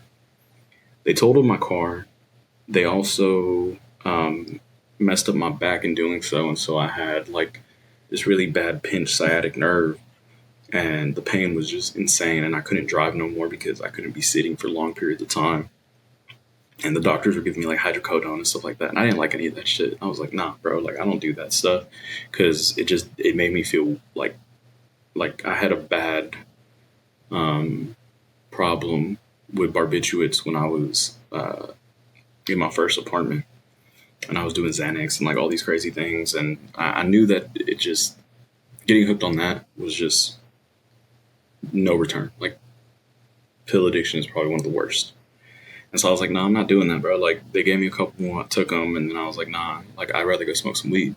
So I started smoking weed again, and that helped me get through it. But because I was smoking weed, I didn't want to get into any trouble with my job. So I was like, hey, like I'm going to resign from CDL, and I'm going to go ahead and just go into basically back to being a warehouse associate. And I also had picked up a couple of other jobs, and I was just like, I need a career change because this ain't working for me. So that was the kind of like the main catalyst that drove me towards being like, well, maybe it's time for me to just do my own thing. Did my own thing, failed miserably. And during the time after I got into that accident, I fell into really deep depression, and I was just not making the best decisions. And I started basically looking at things outside of my unionship with my wife. And she had given me some really, really clear rules on like what infidelity was to her. And just to make a long story short, like I wasn't able to keep those things in line with what we had already decided and had been like put as the foundation. It's like, if you do these things, then you are directly hurting me. And all I ask is that you don't do those things. And I did those things. And I had essentially known that I wasn't doing the right things and that I was looking for things outside of my unionship with my wife, because we had already been together for almost like 5 years. So like I knew, and I had engaged to her, and or had been engaged to her. And so I just knew that there was a lot wrong that I was doing, and it was eating me up inside. I got filled with guilt. I was depressed. And so I think that was why I was just like, I need to change. And so I dove into doing business and trying to be basically like a freelancer / like starting my media company. And so all this stuff happens, and man, God is so good, because I decide, you know what, I'm going to make this change. I'm going to take this leap because I need a change in my life, because I feel so unfulfilled. I feel so unhappy. I'm starting to get into that pit of despair, and I just don't want to go back down the roads, because I have a family now, and I need to be able to keep my head above water, because I can't go back to my old ways, because there's too much on the line. We built too much for it to be destroyed.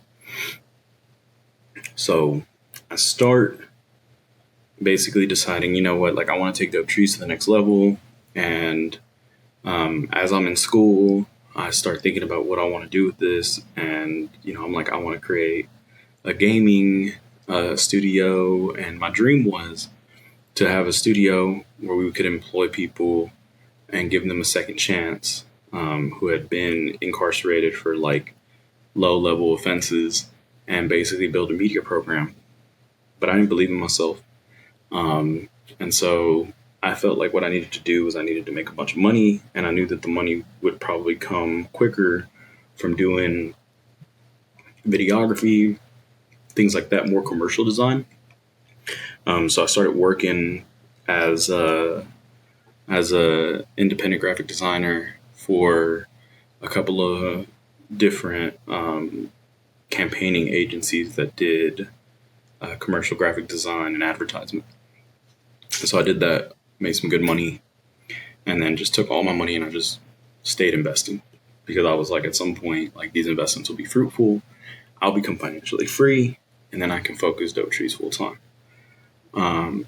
So I was in school as well, and I was working on my degree. I got half of it done, and I started writing these stories because I was taking a lot of classes on mythology, world building, and everything. And so I knew that if this was going to be a real thing, then it needed to have like a lot of, real influence. And so I had this style and this little like mini pilot episode of DopeTrees. And then I was like, okay, so like, what are the rules of this world? Like, how does this world work? Is it a parody universe? Is it this? Is it that? And so I was studying mythology and building the foundation of what would be like my fictional universe. And in doing so, I felt like the only way to make this universe real was there being like rules and there being like belief systems and religions and like all these different things. And so I was like, okay, well, like if I were to create the story of the universe in this universe, like how would it go? And so in my mythology class, we studied all the different stories of creation. So I had read the Popol Vuh, the Ragnarok Accords, all these other stories like the Chinese, like Journey to the West, Sun Wukong, like all these different things. And I started seeing all these parallels, the Sumerian, Epic of Gilgamesh, and I started seeing all these parallels in these stories that had to do with like great floods, a lot of things that were from biblical narrative. And one of the things that they had as an option to pull from was the story of Genesis. And I was like, no, bro. I know all about that. I don't need to go into that one. So I studied all these other ones. And I started seeing these parallels. And so I was like, you know what? Like, clearly the Bible's fake. Like, none of this stuff is real. But I was like, if anything, I'll create my own universe and basically like rewrite what would be an actual like story of creation. And basically like that was my way of being like, okay, in doing this, I'm going to prove that the Bible is just basically a gimmick of all these other things. Turned out to be the opposite. I found that all these things, and this is the main thing about mythology and like the difference between the Greek gods, the Sumerian gods, the Egyptian gods, and the God of the Bible, is that all these gods cease to exist when the civilizations cease to be. And you know who still stayed regardless of what happened? The God of the Bible. And I noticed that. I was like, wow, all the rest of these things just came to an end, but here we are, still praising Jesus, still finding, and I mean, there's some people who do pagan stuff, but like overall, like the Bible's alive. It's still around. It's still worshiping people. And like as I was studying this, like I had some friends, and I make friends with everybody. Like I've had friends who are older than me in their like 40s and like older guys that have a lot more wisdom. And I had one guy who was just always trying to tell me like, bro, like, I think like I had a couple friends who were like, I think you're like a prophet, bro. Like, and I think that you need to go to like a church and like really feel the Holy Spirit. And I was like, whatever, bro. Like, keep y'all's stuff to yourselves. Like, I want to talk about God. I didn't want to talk about Jesus because I was like, no, we're not doing that, bro. Very touchy subject. And I didn't want to agree with none of it because, truth be told, like I had a lot of church hurt, and I felt like there was a lot of hypocrisy within the Christian church that I just didn't want to be no part of. And, I had friends who were trans. I had friends who were polytheistic, and like I had friends who were gay. Like I had just known so many people that I was like, nah, I can't do that religion because that religion is just it's filled with hate. It's filled with bigotry. Like, I'm good. And I stayed away from it. I was like, nah. But I ended up getting away from my creative endeavors and started just focusing on, like, I don't have time to do this. I need to make money. And so money became my idol. And I was like, whatever I got to do, grind, make this money, invest the money, and like eventually I'm gonna be rich and things will work out. Things did not go my way. Turns out I thought I was the main hero. I was not. But the beauty of that is, around that time, I was needing a place to work because I have quite a few people living in my house. Austin's really expensive. So, given that me and my wife don't have kids, we got a house and then we just kind of like house hacked it and have some friends living in the spare bedrooms. But our house is just constantly busy. And so as I was trying to do my freelance stuff, I had real deadlines, real things that I need to get done. And I realized, like, oh man, if I don't do these things, I'm not going to have a job. So I was like, I need to find somewhere to go work. I need to find somewhere to go do stuff, because I can't fall behind. I can't do this. Like, I can't lose this job. Like, I need to make sure I'm getting stuff done. So I started looking for co-working spaces in Austin, and I had been looking into them for a while, and I found one. It's called Dwell Co-working, and it was one of the best affordable options. And at the time, I needed to save money. Cough drop. I needed to save money, so I was like, yeah, I think I'm gonna go here. And so I show up because there was one that was far away from my house that I had looked into while I was still working, that I was thinking about going to go do, but I was like, nah, it's too far. I probably realistically wouldn't go there.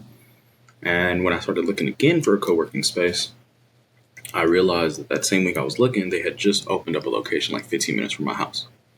So I was like, okay, cool, I'll go check it out. So I show up literally the first week they opened. And when I show up, I realized that it's a church. And I was just like, nah, bro, I ain't doing that.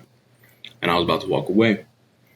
And the co-working manager was like, hey, like, are you here for like that? And I was like, yeah. And she was like, well, let me give you a tour. And I was like, okay.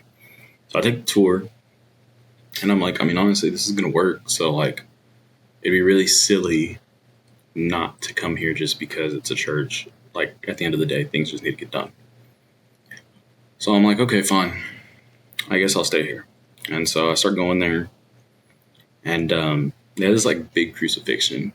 And I don't know why, but I just felt like I just wanted to sit at the desk right in front of it.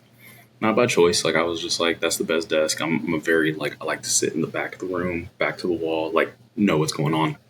So I ducked out and I had the first choice. I was one of the first people there. So I go, sit in the back, and I'm just coming in, like, almost every day to do work. I'm just sitting under this crucifix. I remember every time I'm looking at it, I'm just like, who are you, bro? Like, what is this? And I started getting to know the people there, and started realizing there was a lot of people who were in faith-based work that were working out of the same place, and I would just avoid them. I'd be like, nope, that ain't for me. Nope, yeah. And I met the pastor of the church, and I'd been around church circles all my time as a kid. I was one of the, like, I'd been met with the, like, oh, where you been? We haven't seen you in church. I'm like, oh, I'm busy, like, trying to apply for college. They're like, oh, too busy for Jesus. And so I already knew that there was a stigma that came with these people. That's what I would say, these people. And so I was just like, I'm cool to talk to y'all, but, like, I was so hesitant because I was like, man, I'm going to talk to them and they're going to try to get me to go to church. And so I meet the pastor of the church, and, like, we're cool. Like, we have very subtle conversations, but it's not really deep. And, man, it's so crazy because, like, every time I talk to him, I was just like, all right. Like, we're talking. At any given moment, it's going to come. He's going to try to invite me to church. Had one or two conversations. Didn't invite me. Had another couple conversations. Didn't invite me. And so at this point, I'm like, what the hell's going on here? And I start feeling offended. I'm like, What am I just not good enough to go to y'all's church or what? And like, this is what I'm thinking in my head. Like, I'm not saying this, but I'm thinking it's like, or am I just not good enough for it or whatever? I'm like, oh, whatever. I didn't want to go anyways. And so one weekend, I leave my laptop charger in the main building, and they had a 24-hour access suite that I would also have access to. And so I'm like, okay, on the weekend I'm gonna go do that. And I didn't realize that I had left my charger in the main room. And so I was like, okay, well, let me see if I can go get it. And I remember I pulled up to the venue, and it was just filled with people. And I was like, oh man, it's a Saturday. So I'm like, oh, they're probably doing like a church service or something. And I was like, nah, I can't go in there. They're going to ask me to stay. And I'm not doing that. But I was like, my laptop only has like a couple hours, and I got like at least 8 hours of work I got to do. So I was like, I'm going to have to go in there, bro. And so I was like, well, oh well, might as well. So I went in there. And when I walked in, I'm like, oh, they're probably doing church. So I just need to be quiet. Da, da, da. And so I see the pastor. And I'm like, hey, man, I need to grab my charger. He's like, oh, yeah. Just like, it's probably in this area. Just you could look in there. And I was like, all right, cool. So I go look. And the guy who's talking, his name is Bill Wilder. And I start noticing that like everybody here has like this name tag. Like it wasn't church. It was something else. And so this guy starts talking about troubled youth and people in Title I schools and basically like all this stuff that I had always had a heart posture for. And I was like, what's going on here? And I got like captivated, and I was like, I just sat down, and pastor comes over, he's like, hey, you okay? I was like, can I just stay and like listen? And he was like, yeah, that's fine. I was like, okay.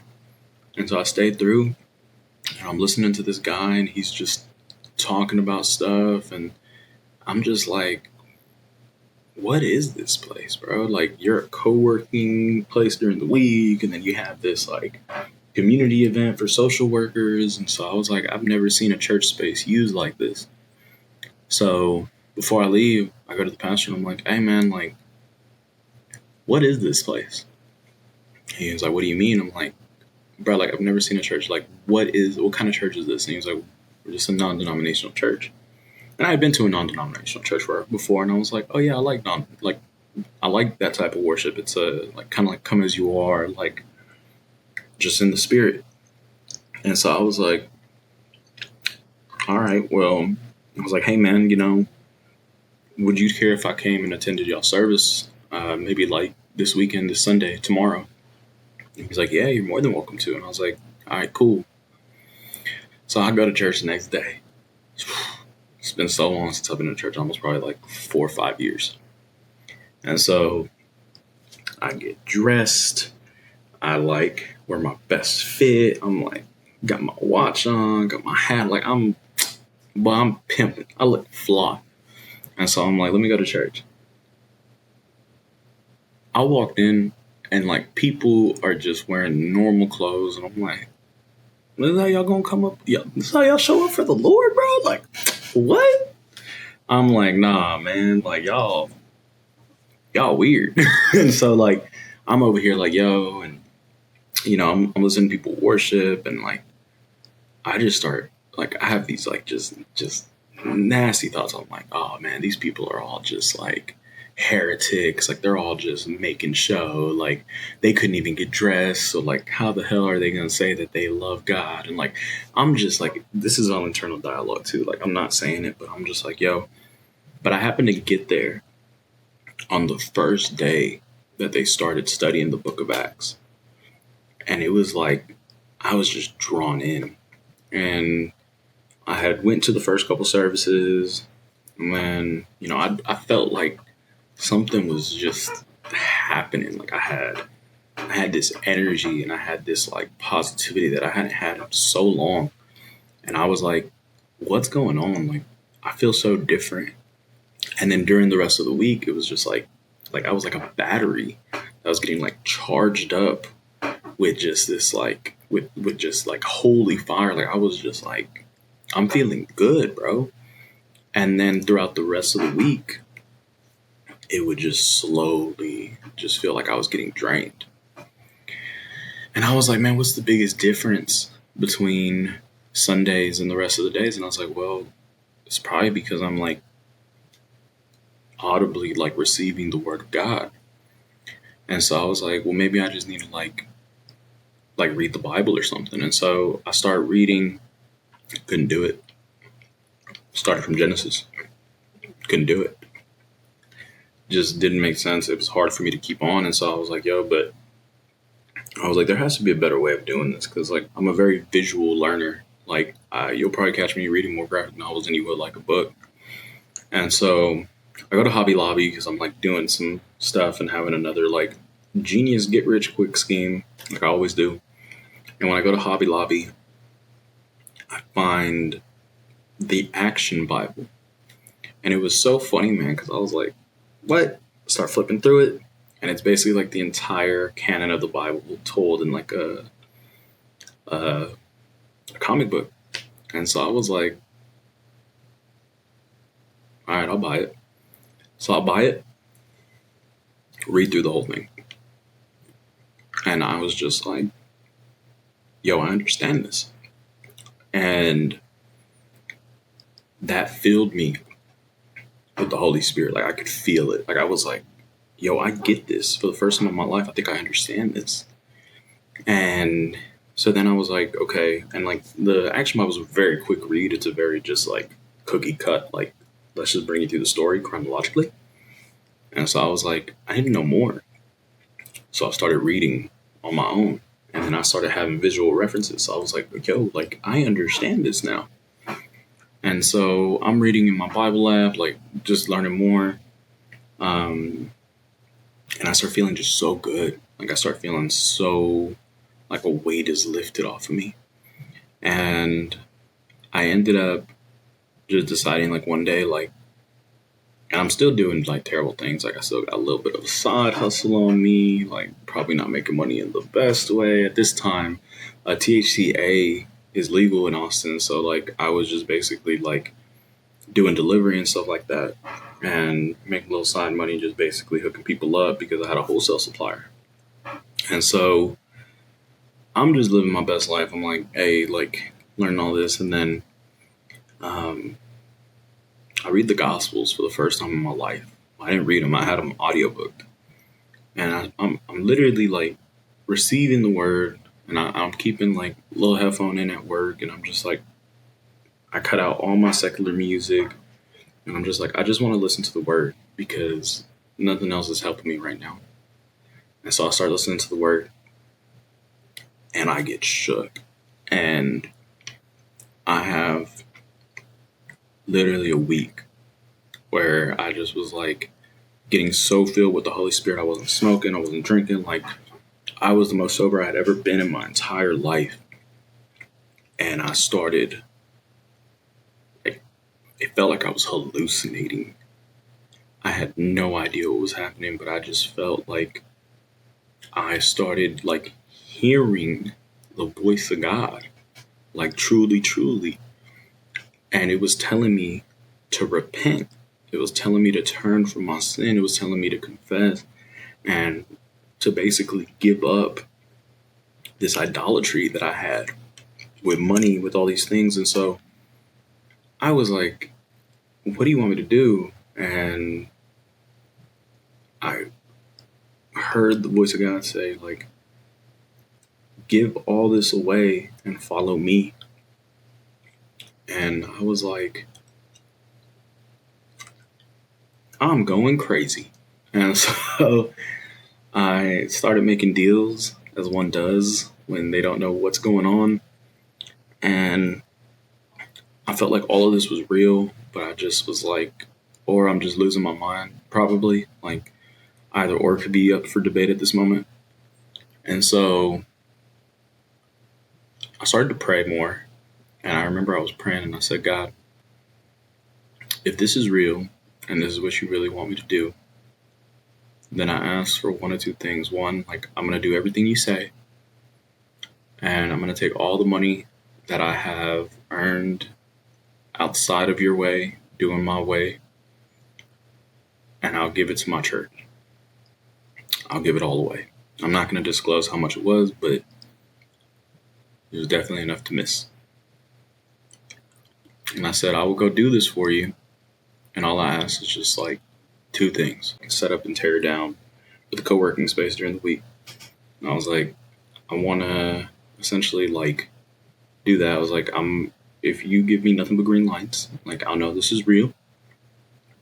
And then two, I had no idea if the pastor was going to be there, but I was like, if he's there, he's the only person I'm going to give this money to. And then three, he needs to ask me if I want to get baptized.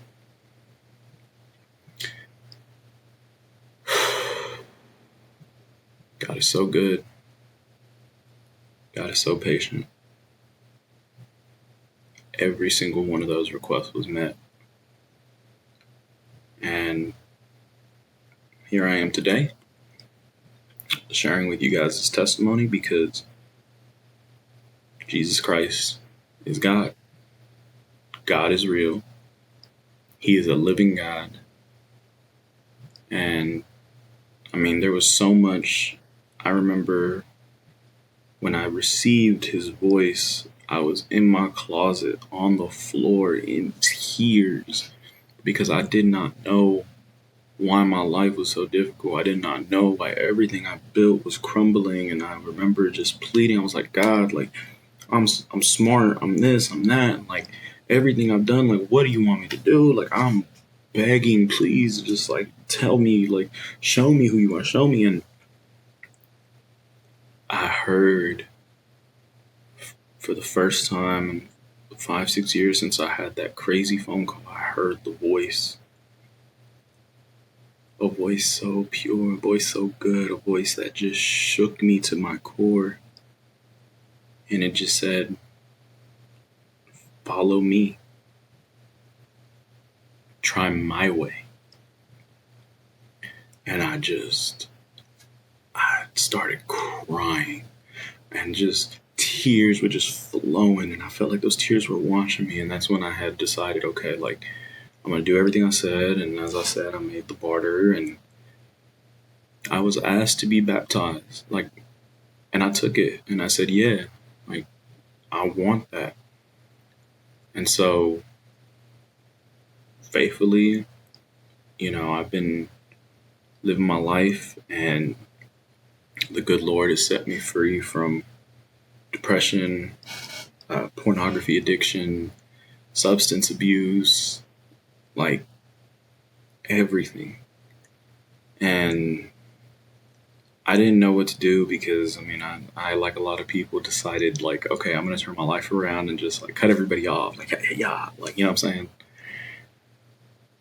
But I started reading Paul's letters, Revelations, and I didn't want to continue with none of this. Like, I was going to turn away from everything and just be like, yo, but I ended up just deciding, you know what, like, I'm creating something new. And I started diving into like the word, and I was like, I'm gonna like do all this stuff, like start ministry, like get into deliverance. Like, I was on fire. And a lot of brothers were like, hey man, just like slow down, like just soak it in first. I was like, nah, y'all know me, I'm the most righteous. And yeah, man, I'm like, go big or go home. And so, I started really studying the word and was trying to do like, basically like, I need to teach people all about this and tell them all about this. And, I realized that I just needed to build a foundation. And funny enough, it circled back to where I was here. And I thought it was so funny that, I created this DopeTrees universe so that way I could essentially like create or show that like, like we are God, like we have the power. But in all fairness, like it literally showed me that we are nothing more but the image of him, a reflection, and we're just nowhere near to the creative capacity as him. But it inspired me, and I took everything that was related to like weed and counterculture and just stripped it from the foundation, and I kept the same name, DopeTrees, because I prayed and I asked God to bless this company and just to be there with me as I was taking this new journey, and that if this wasn't something that He wanted me to do, then I would step away from it. But I felt Him actually telling me that like this is going to be a catalyst to help bring people to Him. And so after heavy consideration, I really wanted to keep these things separate from my life because like I kind of wanted to have like DopeTrees be able to appeal to like the secular world, and then like have the other like the company that I was using to do my freelance as like a way to help people and like promote businesses that were faith based. And I essentially just like drew a fork in the road, and I was like, this stuff's here, this stuff's there, and here I am. God told me that there is no separating these things, that it's either Him and His way or nothing. So I decided that we're still going to continue telling these stories because I think that there's this place where fiction is a part of our expressive nature and a piece of the creative spirit that God brings into telling our stories and writing our stories. And I decided, like I want to turn this brand into something that glorifies God. And so I will be starting the DopeTrees School of Creative Wisdom. I think that the Lord is asking me to essentially show how all these things in fiction, mythic folklore, even like, old mythology, like Greek, how it all relates and points to Him and the story of the resurrection. Because I think that right now, what we're doing as a body in Christ is we're slowly becoming more and more like the Pharisees and Sadducees, where if you're not part of the social club, then you don't get to eat, when the gospel says that it's not us, we don't glorify God by just sitting at a table with people like us. We glorify Him by finding the people who are the hardest, the sheep, the lost sheep. And I want to be able to use this as a platform that shows people that your creative nature, your imagination, and everything that you do, that in art and understanding the things that you see, they're all pointing to a collective consciousness that knows that at the end of the day, there is a creator. He created you for a purpose, and there is a reason that everything happens, and it's all part of a divine narrative. And so my goal is to use, biblical narrative and use the stories of the Bible to be able to tell our own stories. I think what I've come to realize is there's always this thing in coming to faith where you just feel like the story hasn't ended, or there's a piece that's missing. And the truth is that piece is you. Your story matters, and the things that you create matter. The that's what God wants. He wants us to be creative beings and mirror Him, because the one thing that does not lie, politics lie, movements lie, Religion lies. Art does not lie. Art brings us together, and art is one of the most holy things because in art, you reveal deeper truths. And so that's what I want to do. And so this 2-hour video is my testimony. And out of everything, we're going to be doing so much to show just how our creative nature is a mere reflection of the divine, true nature of God. That Jesus Christ died so that way you wouldn't have to live in this constant state of fear and thinking that you're going to get to heaven by your works. No, it's by faith. It's by trusting Him. It's by turning from sin. Jesus doesn't want you to be a blind follower. He wants you to know Him. He wants you to talk to Him. He wants you to receive His grace. And that's just what I'm here to promote. And that's what I'm here to tell you is that when you engage with us at DopeTrees, you are engaging with followers of Christ, Yeshua HaMashiach, Jesus Christ, the one true God, the one who is, the one who will be. And all I can ask is for you to join us in this journey. We want to bring all the things to life that we've put on the back burner because we felt like money was the main motivation. And in reality, it's not money that brings us to our calling. It's living in faith and trusting the Father that He will provide and He will make all things new in Him, and that all you have to do is just trust. So I share this with you, and every Friday and Saturday I want to try to make a video just like this where we just discuss different topics and see how they relate to the story of creation or biblical narrative as a whole. At the end of the day, the war is won.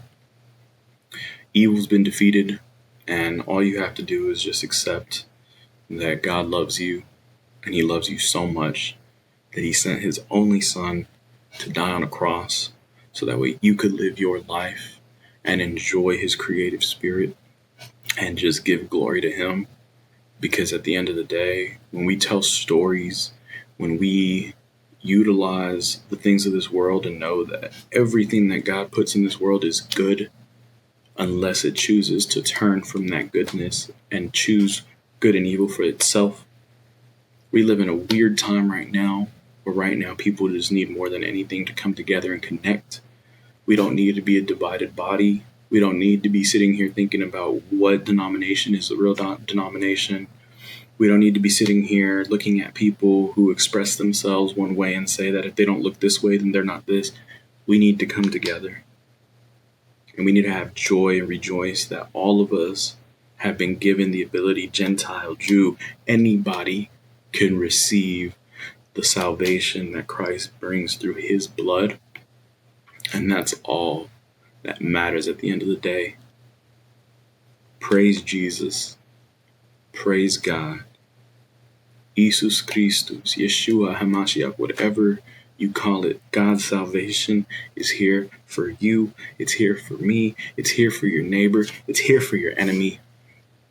And you just have to be willing to receive it and just have grace and forgive those who have done wrong to you.